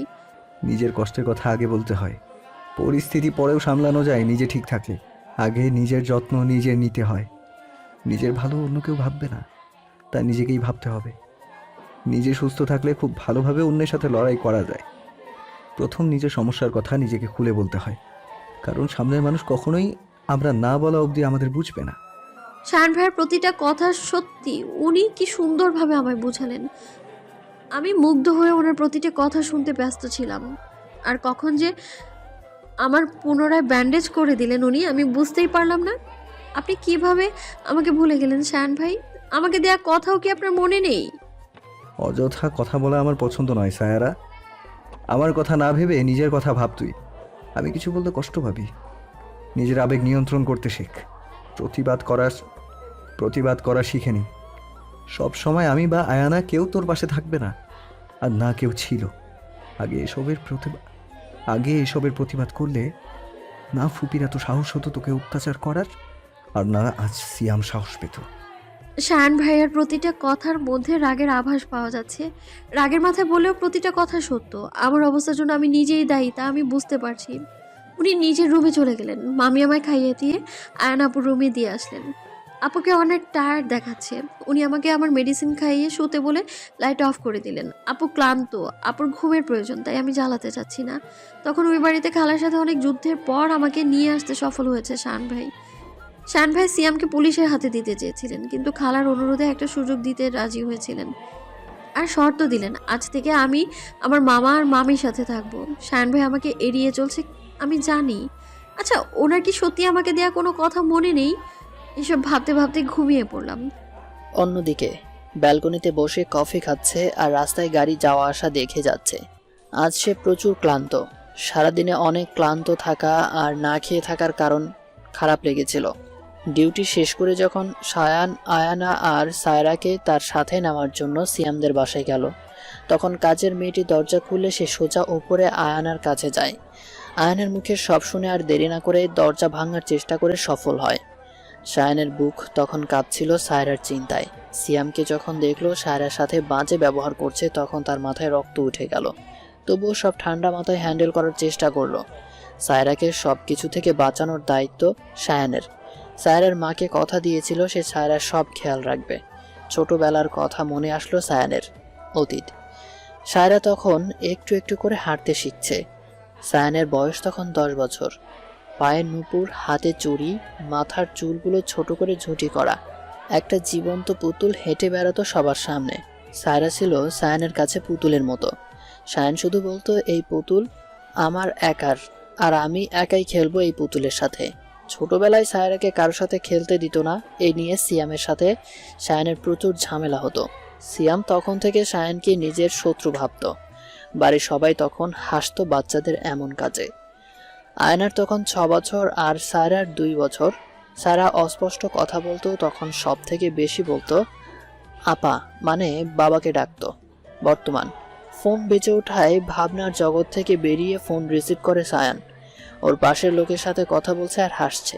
12টার মতো বাজে, এমন সময় এত কথা, তাও সায়ানের মতো গম্ভীর মানুষ বলতে পারে। আচ্ছা দোস্ত, কবে আসবি তুই? আমি তোকে অনেক মিস করছি। আসবো আসবো, এসে সবাইকে সারপ্রাইজ দিব আমি। হয়েছে তোমার সারপ্রাইজ, চুপ থাকো। একটাই সমস্যা, আমার সাথে লিনা আসতে চাইছে। আমি এখন কি করব? আসতে যেহেতু চাইছে, তুই এক কাজ কর, নিয়ে আয়, ঘুরে যাক এখান থেকে। সময় হলে নিয়ে আসবো। রাখি রে, আমার ঘুম পাচ্ছে। আচ্ছা, গুড নাইট। সায়ানেরও ঘুমের প্রয়োজন আছে। কাল সকাল থেকে আবারও ডিউটি আছে তার। অনেক কাজ বাকি। সায়ানের সব কাজ শেষ করতে হবে, যার জন্য এখন থেকে সব কাজের খবর রাখতে হবে। এই সায়ান যখন বলেছে তখন সব কিছু খুঁজে বের করবেই। সায়রা এপিট ওপিট করছে। ঘুমরা কি তার চোখে হানা দেবে না আর? সায়রাকে শুধু সায়ানের করা কাজ কষ্ট দিচ্ছে। শুধু নিজেকে শক্ত রাখার চেষ্টায় মন খুলে হাসতেও পারে না সে। নিজের সুখ এখন থেকে সায়রা নিজেই খুঁজে নেবে। কি করলে সায়রা খুশি থাকবে, এসব ভাবতে ভাবতে ঘুমিয়ে গেল। কাল নতুন ভোরের সূচনা। কার জীবন থেকে কি হয়ে যায় তা আল্লাহ ভালো জানে। সায়রা গভীর ঘুমে আচ্ছন্ন। আশেপাশে কি ঘটে যাচ্ছে তার খবর নাই। সায়রার ঘুম অনেক গভীর। সে একবার ঘুমালে আর দিন দুনিয়ার খবর থাকে না। সায়ান আয়ানাকে মেসেজ করে জিজ্ঞেস করে সায়রা ঘুমিয়েছে কিনা। আয়না রিপ্লাইতে বলে সায়রা অনেক আগেই ঘুমিয়েছে। তখন সায়ান আয়ানকে বলে তাদের রুমে চলে যেতে। সায়ান এখানে বসে থাকবে। ভাই, এটা কি ঠিক হবে? এত রাতে তুমি আসলে মেয়েটা যদি খারাপ কিছু ভাবে? সেটা পরে ভাবা যাবে, তুই আমার রুমে এসে ঘুমিয়ে পড়, আমি পরে তোকে ডেকে দিব। আয়না ভাইয়ের কথা শুনে আর দেরি করলো না, খাট থেকে নেমে সোজা বেরিয়ে গেল। সায়ান সায়রার রুমে চলে আসে। সায়রা ঘুমন্ত চেহারা দেখে সে সব সময় এভাবে কাটাতে পারবে। সায়রা চুল উস্কো খুস্কো দেখেই বোঝা যায় মেয়েটা তেল লাগায় না। সায়ান ড্রেসিং টেবিল থেকে তেল চিরুনি নিয়ে আসলো। খাটে গিয়ে সাইডে বসলো। একজন ঘুমন্ত মানুষের মাথায় তেল দেওয়া অনেক কঠিন। সায়ান অনেক চেষ্টায় পরে সায়রার মাথায় তেল দিয়ে বেনি করে দিতে সফল হয়। সায়রা এক হাত ধরে বসে আছে সায়ান। জানো পিচ্ছি, আমি তোমাকে কতটা মিস করেছি। আমি জানতাম ফুপ্পি তোমাকে খুব ভালোবাসে, ফুপ্পি তোমাকে খুব আদরে লালন পালন করবে। আমি আর আম্মু আব্বু এটাই ভেবেছিলাম। যখন তোমাকে আমাদের কাছে নিয়ে আসতে চেয়েছি, তখন ফুপ্পি অনেক রিঅ্যাক্ট করে, সে তোমাকে দেবে না। এরপর ফোন নম্বর পাল্টায়, পুরান বাড়ি থেকেও চলে আসে। আমি অনেক খোঁজ করি, কিন্তু বারবার ব্যর্থ হই। আমার ধারণা এর বাইরে ছিল যে আমার পিচ্ছি বুড়ি এতটা কষ্টে ছিল। কথার মাঝখানে দেখে 3টা বেজে গেছে। সায়ান আর কিছু না বলে সায়রার কপালে একটা চুমু দিয়ে দ্রুত উঠে যায়। সকালে মামিমা রান্নাঘরে নাস্তা বানাচ্ছিলেন, আমি ডাইনিংয়ের চেয়ারে বসেছিলাম। তখন কলিং বেল বাজলো। কলি গিয়ে দরজা খুলতেই একজন মেয়ে ঘরে ঢুকে আসলো। আমাকে উপর থেকে নিচ অবধি একবার দেখে সোজা রান্নাঘরে চলে গেল। আমি তো মেয়েটার দিকে হাঁ করে তাকিয়ে আছি। কি সুন্দর দেখতে উনি, মাশাল্লাহ, যেমন সুন্দর দেখতে তেমনই গায়ের রং। জিন্স আর টপস পরে আছে দেখে তার দিকে তাকিয়ে থাকতে ইচ্ছে হয়েছিল। কি সুন্দর। রান্নাঘরে তার আর মামিমার কথা শোনা যাচ্ছে। কেমন আছো খালামণি? তোমরা বাংলাদেশে এসে আমাকে ভুলে গেছো। I miss you so much. আরে না রে সোনা, এখানে আসার পরে কাজের চাপ, সবকিছু গোছানো, এসব ঝামেলায় না আমার কিছুই মনে নেই। Sorry dear. ইটস ওকে খালামণি, কি করছো? নাস্তা বানাচ্ছি, সাইরার সাথে গিয়ে বস। আয়ানা আর সায়ান আসলে একসাথে নাস্তা করিস।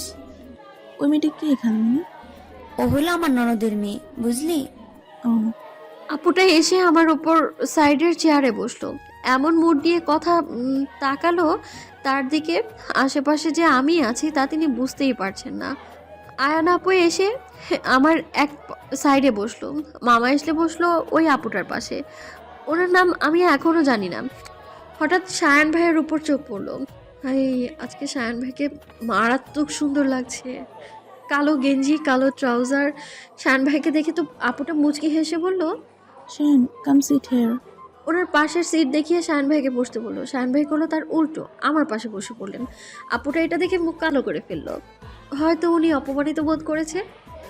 নো থ্যাঙ্কস লামিসা, আমি আমার চেয়ারে বসতে স্বাচ্ছন্দ্য বোধ করি বেশি। It's okay.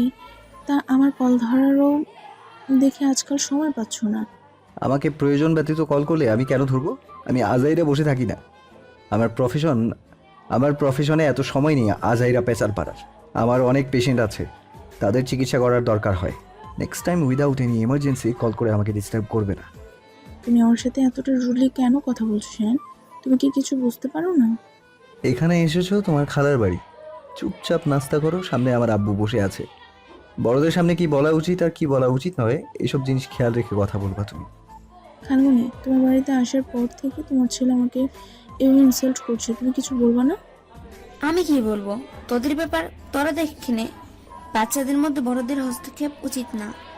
আমি এতক্ষণ এইসব দেখে যাচ্ছি, একবার শায়ন ভাইয়ের দিকে তাকাচ্ছি তো একবার কথা শুনি তো আরেকবার লামিসা আপুর দিকে তাকিয়ে আবার ওনার কথা শুনি। আসলে জিনিসটা আমার অনেক ভাল লাগছে, আমি উপভোগ করেছি। বলে না বাঙালিরা ফ্রিতে বিনোদন আর ঝগড়া দেখতে ভালোবাসে। আপুরা রাগ নিয়ে নাস্তা খাচ্ছে, এসব দেখার চক্করে খাবারের কথা ভুলেই গেছি। আমি রুটে ছেড়ে কিভাবে খাবো সেটাই বুঝতে পারছি না।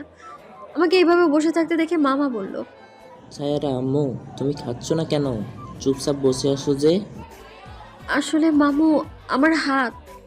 কি হইছে তোমার হাতে আম্মু? মামুকে এখনো এইসব ব্যাপারে কেউ কিছুই বলে নাই, তাই মামা কিছু জানেও না। আমার হাত পুড়ে গেছে, ব্যান্ডেজ করা, আমি কিভাবে খাবো? কিভাবে পড়লো আম্মু? আমাকে জানাও নাই কেন? কি শুরু করলা? চুপচাপ খাও, পরে শুইনো।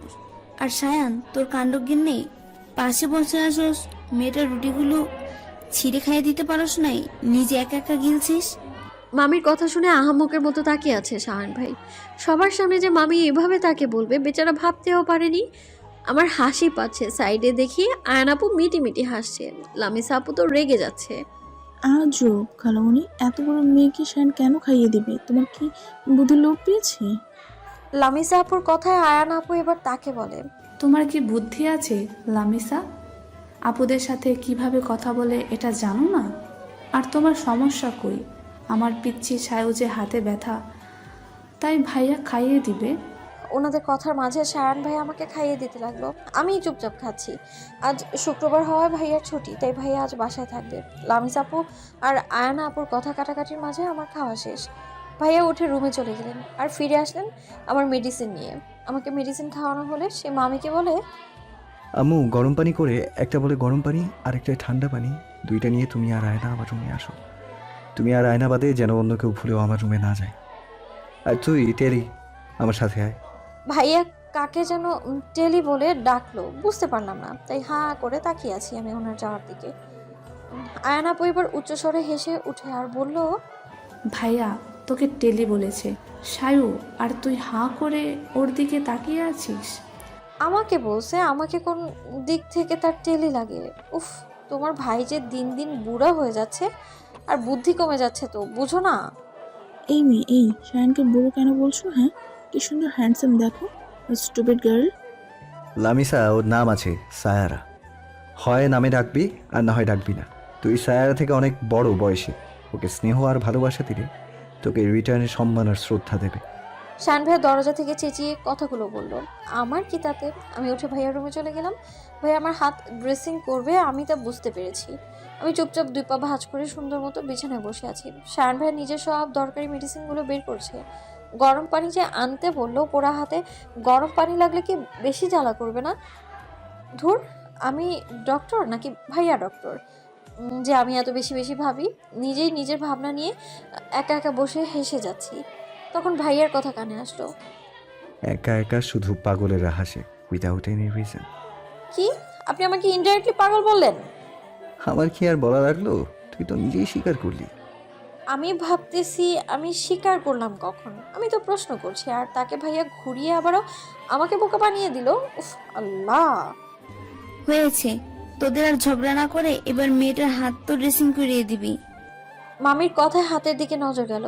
উনি হাত ধরে রেখেছেন। মামি বিছানার উপর পানি রাখতেই উনি গরম আর ঠান্ডা পানি মিক্স করলেন। এবার বলে আঙুল লাগিয়ে চেক দিলেন তাপমাত্রা। এরপর আমার হাত ওই বলের মধ্যে ভেজালেন। হালকা কুসুম গরম পানির মধ্যে হাত ভিজিয়ে রেখে উনি যত্ন সহকারে আমার হাতের ব্যান্ডেজ খুলতে লাগলেন। ব্যান্ডেজ খোলার পরে আমি হাতের দিকে তাকালাম। এত সুন্দর আমার হাত ছিল, আজ তার কি অবস্থা! কতটা ভয়ানক লাগছে দেখতে। যা দেখে সায়রা নিজেকে আর কন্ট্রোল করতে পারলো না, ফুপিয়ে কেঁদে ওঠে। সায়রার কান্না দেখে সায়ান ব্যস্ত হয়ে যায়। কি হয়েছে বিচ্ছি? ব্যথা পেয়েছিস? কোথায় পেয়েছিস ব্যথা? আই এম সরি, আমি দেখি নাই। আমি ব্যথা পাই নাই তো শায়ান ভাইয়া। শায়ান ভাইয়ার অস্থিরতা দেখে আমি কান্নারত অবস্থায় ওনাকে বললাম আমি ব্যথা পাইনি। এটা শোনার পরে মামিমা এগিয়ে এসে বললেন, তাহলে কান্না করছিলি কেন? আমার কত সুন্দর হাত ছিল মামিমা। আমার এখন হাত দেখে ভয় লাগছে। কতটা পচা দেখা যাচ্ছে আমার হাত। এত বিশ্রী হাত নিয়ে আমি কিভাবে থাকবো? আরে বোকা, হাতের ক্ষত শুকিয়ে গেলে আর এমন মনে হবে না। মামিমা আমাকে সান্ত্বনা দিচ্ছে। আমার কান্না দেখে আমি বুঝতে পারছি ওনার সান্ত্বনায় কি হবে। আমি তো জানি আমার হাত শুকালেও এই দাগ যাবে না। শায়ান ভাইয়া, আমার হাতের দাগগুলো কি এভাবেই থাকবে? আমি শায়ান ভাইয়ের দিকে তাকিয়ে প্রশ্ন করলাম। উনি আমার দিকে অসহায় এক চাহনি দিল, যার অর্থ বুঝতে আমি ব্যর্থ। শোনো পিচ্ছি, যদি তোর হাতের এই দাগগুলো যদি এভাবেও না যায়, তাহলে আমি সার্জারি করাবো, ঠিক আছে? তাহলে এই দাগ আর থাকবে না। সত্যি? তাহলে ঠিক আছে। তুমি এখন তাড়াতাড়ি আমার হাত ড্রেসিং করিয়ে দাও দেখি। আমি আজকে জানো তোমাদের পুরো বাড়ি ঘুরে ঘুরে দেখবো। আমাকে আবার খুশি দেখে মামিমা স্বস্তির নিঃশ্বাস ফেলে রুম ত্যাগ করলেন। শায়ান ভাইয়াও এবার নিজের কাজে মনোযোগী হলেন। আমি শুধু শায়ান ভাইয়ের দিকে তাকিয়ে আছি। উনি কি কি করে তাই দেখে যাচ্ছি। একটা মানুষকে এতটা ভালো কেন লাগবে? প্রথম হাসপাতালে দেখেই এক পলকের জন্য সে ভেবেছিল তার সায়ান ভাইও কি এমন দেখতে হয়েছে। আবার ভাবনায় পড়ে ভাবলো, যা, এটা সায়ান ভাই না। আচ্ছা, সায়ান ভাই পরিচয় না দিলে সে কিভাবে চিনতো যে এটা সায়ান ভাই কিনা? কিভাবেই বা চিনবে?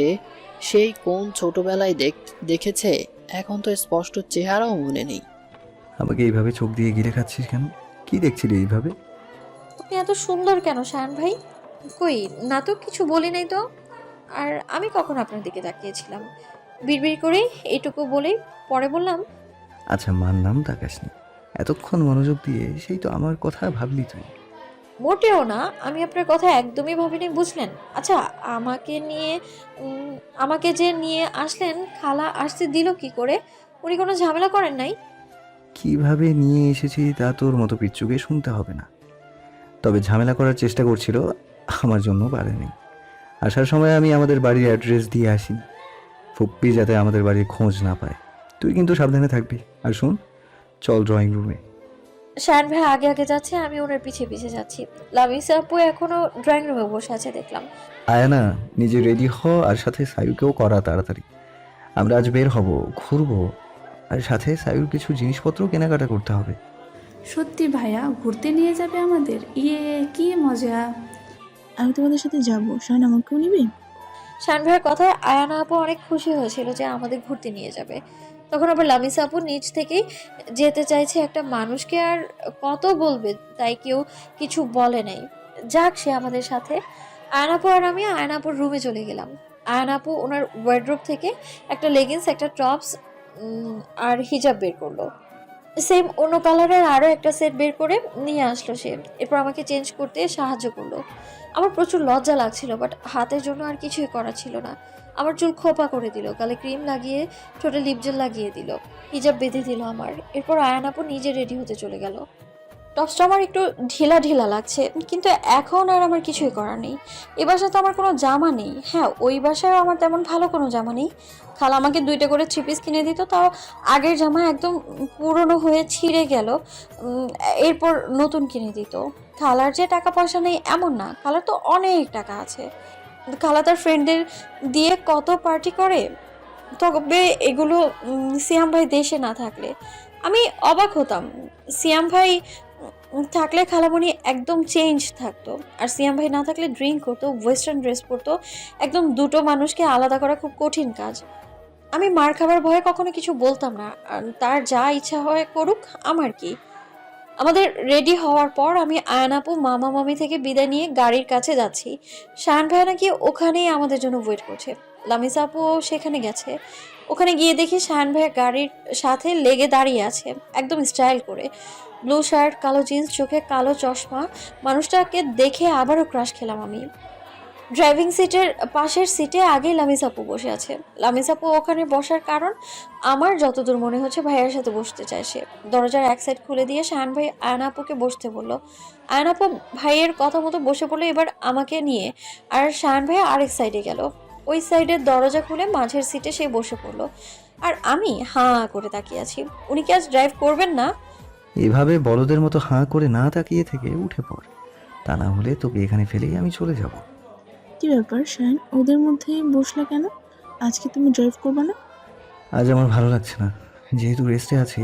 আজ ড্রাইভার আঙ্কেল করবেন। শাহান ভাইয়ের কথায় লামিসা আপুর চেহারা একদম চুপসে গেছে, মুখ কালো করে বসে আছে।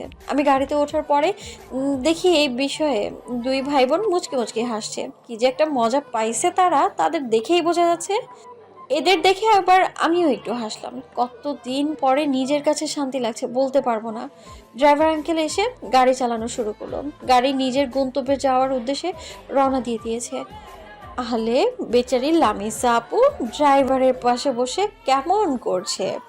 সুখের দিন বেশি দিন টেকে না, এটা বারবার প্রমাণিত হয়ে যায়। সেদিন শপিং মল থেকে সায়রা গায়েব হয়ে যায়। সায়ান সারাটা সময় সায়রাকে খুঁজে কাটিয়ে দেয়, কিন্তু কোনো খোঁজ পায় না। আজ 4র্থ দিনে পা দিল, সায়রার কোনো খবর নাই। সায়ানের বাবা মা সায়ান আয়ানাকে একদম চুপচাপ হয়ে গেছে। সায়ান তো এতটাই চুপচাপ হয়ে গেছে যে বোঝাই যায় না এটা সায়ান। থানায় জিডি করা হয়েছে, পুলিশরা অনেক চেষ্টা করে যাচ্ছে, সায়রার খোঁজ পাচ্ছে না। সায়ান সিয়াম আর ওর মায়ের কাছেও গিয়েছে, কিন্তু কোনো খোঁজ জানে না। উল্টো সায়ানকে ব্লেম করছে সায়রা গায়েব হয়ে যাওয়ার পিছে।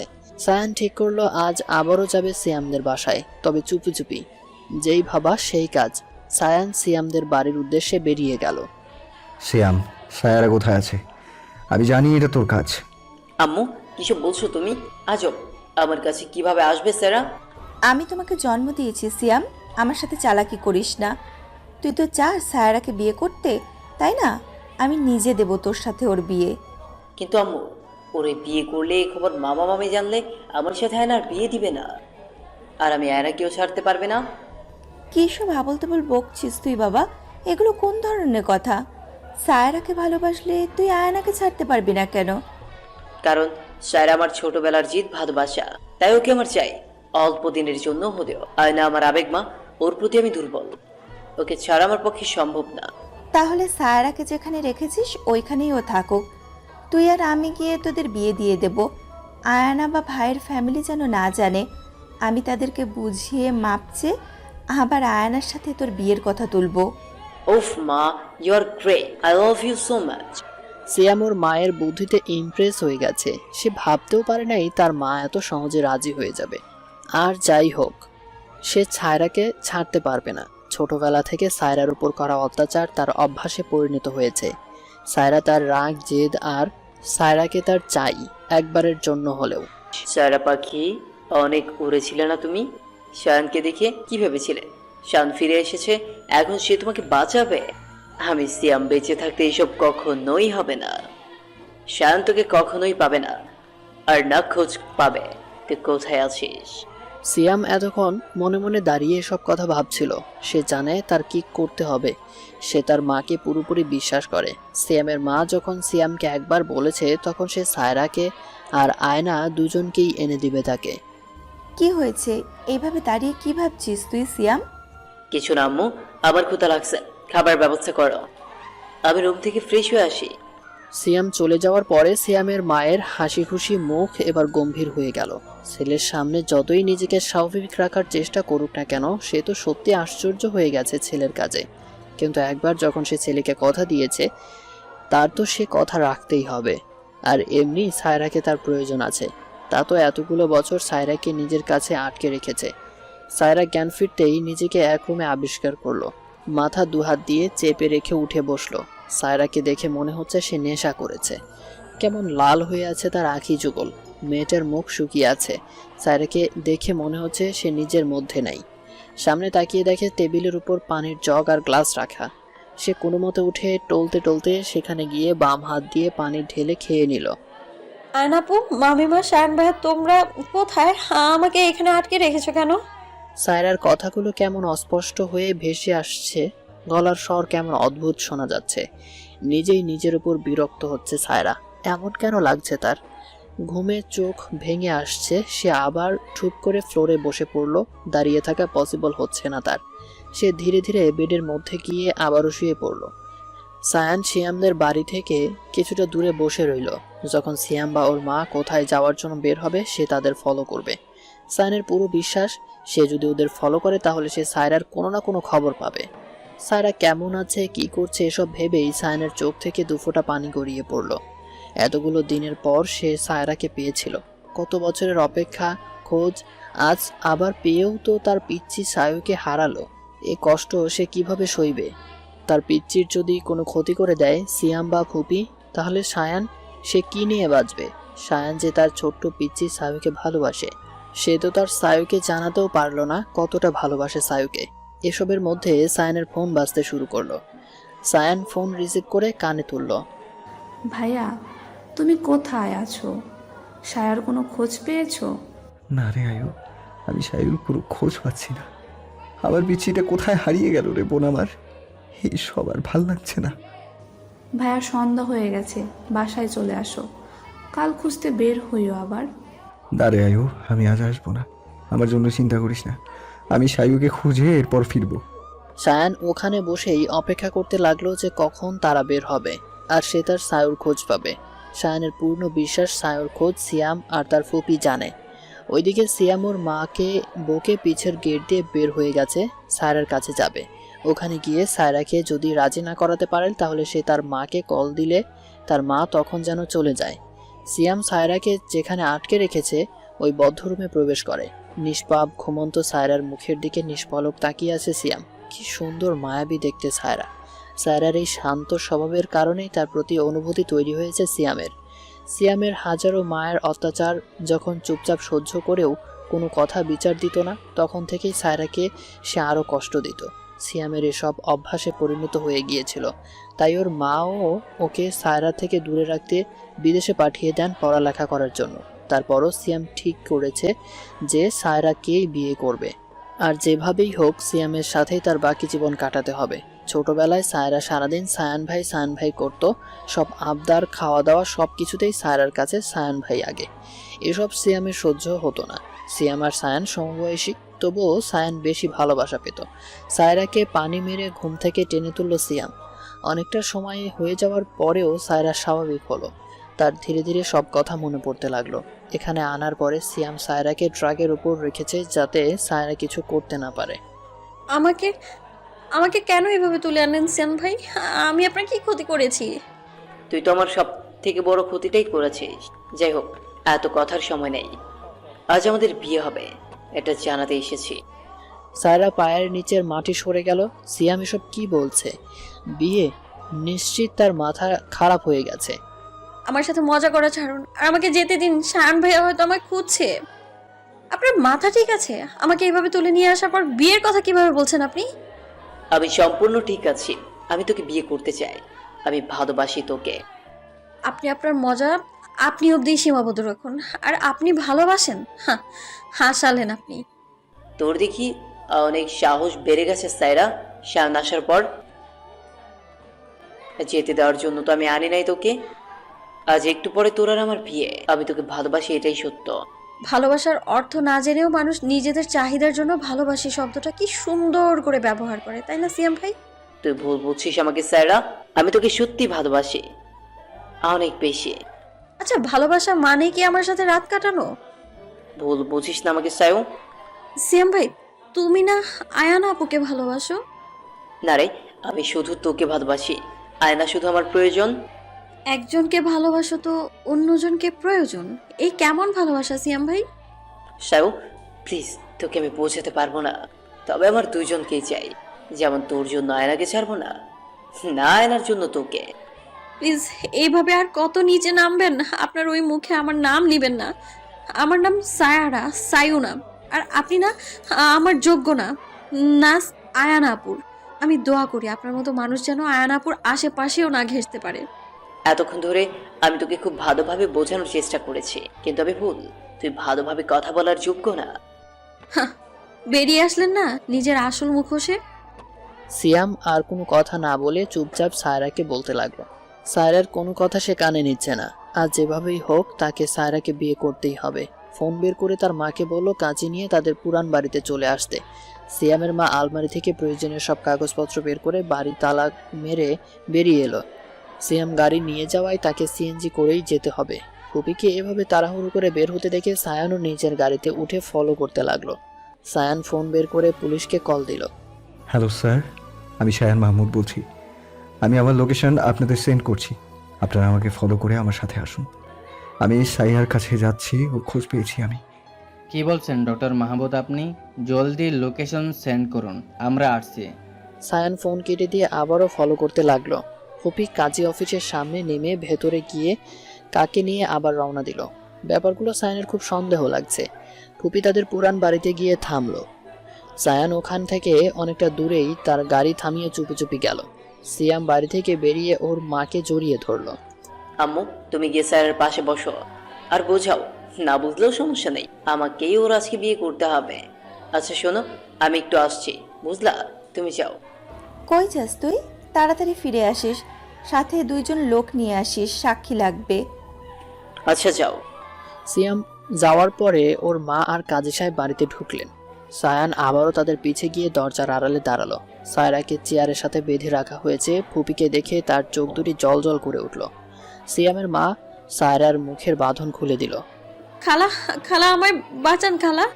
সিয়াম ভাইয়ের মাথা খারাপ হয়ে গেছে, উনি আমাকে বিয়ে করতে চাইছেন। এত ঢং করার কি আছে?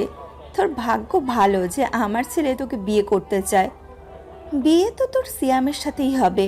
আর যাই হোক, নে এই পেপারে সাইন করে দে। এটা কিসের কাগজ খালা? এত প্রশ্ন করছিস কেন? সাইন করে দিতে বলেছি, তুই দিবি। আমাকে যদি এটা কিসের কাগজপত্র নাই বলেন তাহলে আমি কেন সাইন করবো এখানে? বাহ, আজ 2 দিনে এতটা সাহস কিভাবে এলো তোর? সিয়াম তো ঠিকই বলেছে। তাহলে শোন, এটা সম্পত্তির কাগজ। তোর মা তোর নামে আমার বাবার সমস্ত সম্পদ লিখে দিয়েছে, তা এখন তুই নিজ ইচ্ছায় আমার নামে লিখে দিচ্ছিস। খালার কথায় আমিও অবাক হয়ে যাই। প্রচুর সম্পদ, তাও নানা ভাইয়ের সব আমার নামে আম্মু লিখে দিছে। দরজার আড়ালে থাকা সায়ানও এইসব কথায় প্রচণ্ড অবাক হয়ে যায়। সায়ান দেরি না করে পকেট থেকে মোবাইল ফোন বের করে রেকর্ড করা শুরু করে। সায়রা আশ্চর্য হয়ে তার খালার দিকে তাকিয়ে আছে। কি থেকে কি হচ্ছে সব তার ভাবনার বাইরে যাচ্ছে। ছেলে এতক্ষণ বিয়ে বিয়ে করে মাথা খাচ্ছিল, আর এখন মা আসছে সম্পত্তির দলিলে সাইন করাতে। এদের মা ছেলের মাথায় কি গন্ডগোল দেখা গেছে নাকি? আজব। ওই দিন হসপিটালে বললো আয়নার সাথে সিয়ামের বিয়েতে কোনো বাধা না দিতে, আর আজ সিয়াম সায়রাকে বিয়ে করবে। ওটা তার ভাগ্য। খালা, আমার মনে হচ্ছে আপনার ডক্টর দেখানো উচিত। মা ছেলে আমাকে তুলে এনে কি মজা নিচ্ছেন? নানা ভাইয়ের সম্পত্তি কিভাবে মা আমায় লিখে দিবে? তোর কি মনে হয় সায়রা, আমি তোকে এমনি এভাবেই রেখেছি? কিছু চিন্তা ভাবনা ছাড়া এত বছর পেলে তোকে বড় করছি? আরে বলদ, আমার বাবার বড় মেয়ে ছিলাম আমি। অনেক আদরের ছিলাম। বাবার পছন্দের ছেলের সাথে বিয়ে ঠিক হয় আমার, কিন্তু আমি ভালোবাসতাম সিয়ামের আব্বুকে। বিয়ের আগে আমি পালিয়ে যাওয়ায় বিয়েটা তোর মায়ের সাথে হয়। তখন থেকে আমার বাবা মা আর আমাকে ভালোবাসে না। পালিয়ে আসার পরে আমি আরও অবাক হই। যাকে আমি ভালোবাসতাম, যা জেনে তার প্রেমে পড়েছিলাম, আসলে তার তেমন কিছুই নাই। উচ্চবিত্ত পরিবারের মানুষ হয় আমি যখন জানতে পারলাম আমার স্বামী বেকার, অনাথ, তখন আমার মাথায় কিছু আসছিল না। ফিরে যাওয়ারও কোনো পথ ছিল না আমার। এরপর অনেক কষ্টে আমি দিন কাটাতাম। সিয়ামের আব্বুর সাথে সিয়াম যখন হয় তখন তোর মায়ের সাথে আমার দেখা। আমাদের বড় ভাই মানে সায়ানের আব্বু তো তখনও বিদেশে সেটেলড, ওইখানেই বিয়ে করে থাকছে। এর মানে বাবার সব সম্পত্তি একা তোর মা গ্রাস করেছে। এইসব ভাবনার আমাকে ঠিক থাকতে দিল না। আমি তোর বাবা মায়ের পায়ে ধরে ক্ষমা চেয়ে কান্নাকাটি করলাম। আমার অবস্থা সব বললাম। এতে তারা গলে গেল। আমাকে সিয়ামের বাবাকে আবারও ফেরত নিল। সিয়ামের বাবার কিছু না থাকলেও তার আত্মসম্মান ছিল তুখর, তাই বলেছে ওইখানে থাকলেও সে যা আয় করে তা দিয়ে আমাদের চলতে হবে। বাবা আমাকে ক্ষমা না করলেও সিয়ামের বাবার উপর খুশি ছিলেন। এইভাবেই চলতে লাগলো দিন, গেল মাস, এরপর বছর। সিয়ামের তখন 10 বছর ছিল, আর সায়ানের 11, আর আয়ানার 7। তখন ভাইয়া ভাবি দেশে ফেরত আসে। সব সুন্দর মতো চলছিল আমাদের মাঝে, কিন্তু আমার মধ্যে চলছিল অন্য কিছু। বিয়ের এতগুলো বছর পরেও তোর মা কোনো সন্তান জন্ম দিতে পারেনি। এতে তোর বাবার কোনো সমস্যা ছিল না, সে তোর মাকে সাপোর্ট করতো সব সময়। একদিন জানতে পারে তোর মা প্রেগনেন্ট। সবাই অনেক খুশি। সায়ান ছিল একদম শান্ত চুপচাপ ধরনের, তাই সবার আদরের হয়ে উঠল। সিয়াম সায়ানের পুরো উল্টো ছিল। এইটুকু বয়স থেকে বদমেজাজি, বাচ্চাদের সাথে চলা, মারামারি সব। তোর মায়ের অনেক প্রিয় ছিল সায়ান, খুব আদর করত। আমার যে আদরের ছিল না তা না, একমাত্র ভাইয়ের ছেলে, আদর না করে আর যাই কোথায়। দিন যায়, তোর জন্ম হয়, তুই বড় হতে থাকিস, আর সায়ান তুই বলতে পাগল। তোকে কোলে নিয়ে বসে থাকা, খাওয়ানো এইসব করতো। তুইও সায়ান ভাই করে সারা বাড়ি মাথায় তুলতে। এইসবের মধ্যে আমার আসল কাজ হচ্ছিল না, তাই ভাই ভাবিকে বুঝালাম তোর কারণে সায়ানের পড়ালেখায় ক্ষতি হচ্ছে। সে পড়ালেখায় অমনোযোগী। আমার কথায় ভাইয়া ভাবি একমত হয়। তারা আবার রিটার্ন গেল অ্যাব্রোড। এরপর আমি আমার কাজ শুরু করলাম। ঘুরতে যাওয়ার প্ল্যান করে তোর মাকে নিয়ে বড় ব্রিজের ওপর থেকে ধাক্কা মেরে ফেলে দিলাম। তোর খালু এইসব দেখে ফেলায় তাকেও সরাতে হলো। সব এত সহজ ছিল না, অনেক টাকা খরচ করে আমার এসব কাজ করানো লেগেছিল। তারপর আমি তোর মায়ের হাতের লেখা নকল করে চিঠি লিখলাম। তোর মা সিয়ামের বাবার হাত ধরে পালিয়েছিল। সবাই এসব শুনল। বাবা তো তোর মায়ের নামে আগেই লিখে দিয়েছিল, আর তোর মা তোর নামে দিয়েছিল। তোর বাপ তোর মায়ের শোকে পাগল। এখন কই আছে জানি না। তোকে আমার কাছে আমি আজকের দিনের জন্যই রেখেছি। খালার মুখে এত কথা শুনে স্তব্ধ হয়ে গেছে সায়রা। সায়রার আর দিন দুনিয়ার হুঁশ নাই। চোখের পলক ফেলতে ভুলে গেছে যা শুনেছে এরপর। এটা তার খালা টাকা পয়সার জন্য এত হাসি খুশি পরিবার নিজের হাতে ধ্বংস করে দিল। মানুষ এত নিকৃষ্ট কিভাবে হতে পারে? সায়রার চোখ দিয়ে পানি পড়ছে না। সে হয়তো তার বিষয় কাটিয়ে উঠতে পারে নাই। দূর থেকে সায়ানো পুরো স্তম্ভিত হয়ে দাঁড়িয়ে আছে। এই মানুষটা দুজন মানুষের খুনি, আরেকজনকে পাগল বানিয়ে ছেড়ে রেখেছে। সে এত ভালো কিভাবে আছে? তার মধ্যে অনুশোচনার বিন্দুমাত্র চিহ্ন নাই। সায়ান পকেটে মোবাইল রেখে দাঁড়ালো। তখন সায়ানের পিছ থেকে সায়ানকে কেউ লাথি মেরে ফেলে দিল। সায়ান গিয়ে পড়লো সায়রা আর তার খালার দিকে। সায়ান নিজেকে সামলে নিয়ে তাকিয়ে দেখে তাদের পিছে সিয়াম দাঁড়ানো। সিয়ামের মা অবাক হয়ে তাকিয়ে আছে সায়ানের দিকে। সে ভাবছে সায়ান কিভাবে এখানে। সায়ান, তুমি এখানে কিভাবে, আর আসলেই বা কখন? কেন ফুপ্পি, এখানে এসে কি আমি কোনো ভুল করলাম বলো? না আসলে তোমাদের এরকম জঘন্যতম চেহারা আমি কিভাবে দেখতাম? দেখো সায়ান, সিয়াম সায়রাকে ভালোবাসে, আর আমি চাই এখন ওদের বিয়ে হোক। তুমি এসব থেকে দূরে থাকো বাবা। সিয়াম তোমার ফুফাতো ভাই, তোমার উচিত ওকে সাপোর্ট করা। সিয়াম সায়ারাকে ভালোবাসে? সায়ারা কি তাকে ভালোবাসে? সায়ারা কি নিজের মুখে এসব বলেছে আপনাদের? আর আপনাদের মতো ক্রিমিনালদের মাঝখানে আমি সায়ারাকে দেব? আপনাদের ভুল ধারণা ফুপ্পি। মা, তুমি ওকে এত বোঝাচ্ছই বা কেন? ওকে যে ওর থেকে পারমিশন দিতে হবে? সিয়ামের কথা শেষ হওয়ার আগে সিয়ামের পেটে সায়ান নিজের শরীরের সব শক্তি খাটিয়ে এক ঘুষি দেয়। সিয়াম পেট ধরে নিচে ফ্লোরে বসে পড়ে। সায়ান ক্ষান্ত হয় না, সে উঠে আবারও মারতে যাবে, এমন সময় সায়ানের পেছন থেকে সায়ানের মাথায় বালতি দিয়ে আঘাত করে সিয়ামের মা। শায়ান ভাই! সায়রা নিজেকে সামলাচ্ছিল, তখন কিছু বুঝে ওঠার আগেই সায়ানকে দেখে, আর তখন ফুপি এভাবে মারায় চিল্লিয়ে ওঠে। সিয়ামের ইশারায় সিয়ামের সাথে আসা লোকগুলো মারতে লাগলো সায়ানকে। সিয়াম ভাই থামেন, আর মারবেন না শায়ান ভাইকে। খালা ওদের থামতে বলুন, শায়ান ভাই ব্যথা পাচ্ছে তো। আচ্ছা ছাড়তে বলবো নে, আগে তুই আমার এই কাগজে সাইন করে দে। আমি সাইন করে দিব, তুমি ওদের থামতে বলো। সায়ান উঠে ওদের সাথে মারামারি করতে লাগলো, আর তার খালা তাড়াতাড়ি করে সাইন করতে বলে। এর মাঝে পুলিশরাও চলে আসে। তারা চলে আসায় সিয়াম আর ওর মা অবাক হয়ে যায়। সামনে গিয়ে সায়রাকে ধরে। সায়রা সায়ানকে চাপটে ধরে কান্না করে দেয়। থ্যাংক ইউ মিস্টার সায়ান, আজ আপনি টাইমলি আমাদের ইনফর্ম না করলে হয়তো আমরা এখানে আসতে পারতাম না। It's okay sir. সায়ান তার মোবাইল বের করে কিছুক্ষণ আগে করা ভিডিও ক্লিপটা প্লে করে। ভিডিওটা চলছে আর সিয়ামের মা আশ্চর্য হয়ে নিচের দিকে তাকিয়ে ভাবছে যে তিনি এভাবে ফেসে যাবেন কল্পনাও করেন নাই। আর ছেলের সামনে যেটুকু সম্মান ছিল সব যাবে। যে সম্পত্তির জন্য মা, বোন, বাবা মা, স্বামী কারোর কথা ভাবে নাই, আজ সেই সম্পত্তি হারালো। শেষ ছিল তার ছেলে, আর আজ তার চোখে সে ছোট হয়ে গেল। সিয়াম ভিডিও দেখছে আর তার মায়ের দিকে তাকাচ্ছে। সে কিছু বিশ্বাস করতে পারছে না। সিয়ামের চোখ দিয়ে পানি পড়ছে। যে বাবাকে খারাপ ভেবে ঘৃণা করেছে, যে খালা তার বাবাকে কেড়ে নিয়েছে বলে তার মেয়েকে এত অত্যাচার করছে, আর জানতে পারলো এসব কিছুই ঘটেনি। এত কিছু তার মা নিজ হাতে করেছে, খুন করেছে। আম্মু, তুমি এতটা জঘন্য কিভাবে হলে? আমার থেকে আমার বাবাকে কেড়ে নিলে। আই হেট ইউ আম্মু, আই হেট ইউ। খালা আপনি সামান্য সম্পত্তির জন্য আমাদের জীবনটাকে শেষ করে দিলেন। আমার কথা আমি বলবো, খালুকে তো আপনি ভালোবাসতেন, তাকে নিজের হাতে কিভাবে মারলেন? এটা কেমন ভালোবাসা? আমাকে ক্ষমা করে দে সায়রা, আমি কিভাবে ক্ষমা চাচ্ছি তোর কাছে? আমি তো এসবের যোগ্যই না, আমাকে নিয়ে চলুন এখান থেকে।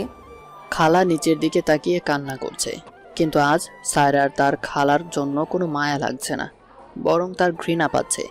পুলিশ সিয়াম আর ওর মাকে নিয়ে চলে গেল, আর ওখান থেকে সায়ান সায়রাকে নিয়ে নিজেও বাড়িতে ফিরল। বাড়িতে যাওয়ার পরে সায়রাকে দেখে তার মামা মামি যেন প্রাণ ফিরে পেল। সায়রা গিয়ে তার মামিকে জড়িয়ে ধরে কেঁদে দিল। সায়রাকে কাঁদতে দেখে সায়রার মামি তাকে থামাতে ব্যস্ত হয়ে গেল। সবাই জিজ্ঞেস করতেই সায়ান আবারও সবাইকে ভিডিওটা দেখালো। সায়রার মামা মামি চুপচাপ হয়ে বসে আছে। তার বোন এত খারাপ কাজ করলো, আর তা সে জানতেও পারেনি। তাদের দোষ আছে। আর যদি তারা নিজেদের কথা না ভেবে দেশে সবার সাথে থাকতো, তাহলে এত কিছুই হতো না। সায়রাকে থামিয়ে আয়ানার সাথে রুমে পাঠিয়ে দিল মামি। সায়ানকেও ফ্রেশ হতে পাঠালো, নিজে গেল খাবার গরম করতে। রাতে সবাই একসাথে বসে খাবার খেলো। রাত 12টা বাজে। এখন সবাই ঘুমোতে ব্যস্ত, শুধু ঘুম নাই সায়রার চোখে। সে উঠে বের হলো পানি খেয়ে ফেরার সময় সায়ান সায়রার হাত ধরে টেনে নিয়ে ছাদে গেল। কি ব্যাপার শায়ান ভাই, এত রাতে আমাকে ছাদে কেন নিয়ে যাচ্ছেন? আরে গাধি, চুপ কর। এইভাবে কথা বলে সবাই উঠে যাবে। এত কথা না বলে চুপচাপ আমার সাথে আয়। আরে এত রাতে ছাদে যাওয়া ঠিক না শায়ান ভাইয়া, সকালে এসেন, এখন না। তুই চুপচাপ আমার সাথে আয়, কথা বলবি না, না হলে খবর আছে। সায়রা সায়ানের কথায় চুপচাপ এবার সায়ানের পিছু পিছু যেতে লাগলো। ছাদে উঠে এবার সায়রার সামনে হাঁটুতে ভর দিয়ে বসে সায়ান। সায়রা অবাক হয়ে তাকিয়ে আছে। কিভাবে কি বলবো সায়রা, আমি জানি না। সবার মতো এত করে নিজের ফিলিংস ঢাকঢোল পিটিয়ে বলতে পারবো না। ছোট থেকে আমি আমার সাথে সাথে তোকে রাখতাম, কারণ ফুপ্পি একটা কিউট পুতুল আমাকে এনে দিয়েছিল। আমাকে আমার সাথে খেলার সাথে এনে দিয়েছিল। আমার পুরোটা সময় তোকে দেখভাল করতে করতে কেটে যেত। একদিন ফুপ্পি আমাকে বলে তোর সব দায়িত্ব আমাকে নিতে, তোর খেয়াল রাখতে। আমি তখন 8ম শ্রেণীতে পড়া একজন মানুষ, অতটাও ছোট ছিলাম না। তখন থেকে ঠিক করেছি আমার জীবনের একমাত্র মেয়ে কেবল তুই হবি, আমার স্ত্রী হবি। এরপর মায়ের কি হলো, নানান অজুহাতে কসম দিয়ে আমাকে তোর কাছ থেকে দূরে করে দিল পিচ্ছি। আমার অনেক কষ্ট হতো তোকে ছাড়া থাকতে, তবুও আমি নিজের পায়ে দাঁড়ানোর জন্য চুপ থাকি। বিশ্বাস কর, আমি যদি জানতাম তুই ভালো নেই, আরও আগে আসতাম। তোকে খোঁজার জন্য কত চেষ্টা করেছি আমি, তুই জানিস না। এরপর তোর কলেজের পাশে হসপিটালে জয়েন করি, দূর থেকে তোর খোঁজ খবর নিই, অপেক্ষা করি সঠিক সময় আসার। আজ আমি আমার পিচ্ছির কাছে জানতে চাই, আমাকে বিয়ে করবি পিচ্ছি? এই মানুষটার পাগলামি সহ্য করবি? সায়ানের এত কথা শুনে মনে মনে অনেক খুশি হয়ে যায় সায়রা। সেও তো তার সায়ান ভাইকে খুব ভালোবাসে। আমার হাঁটুতে ব্যথা করছে, জলদি বল, এভাবে আর কতক্ষণ বসে থাকবো? সায়রা সায়ানের কাঁধ ধরে উঠে দাঁড় করালো। সায়ানের বুকে নিজের মাথা রেখে বলল, আমিও আপনাকে খুব ভালোবাসি শায়ান ভাই। কাটাক তারা নিজেদের মতো করে তাদের ভালোবাসার সময়। পূর্ণতা পাক সবার ভালোবাসা।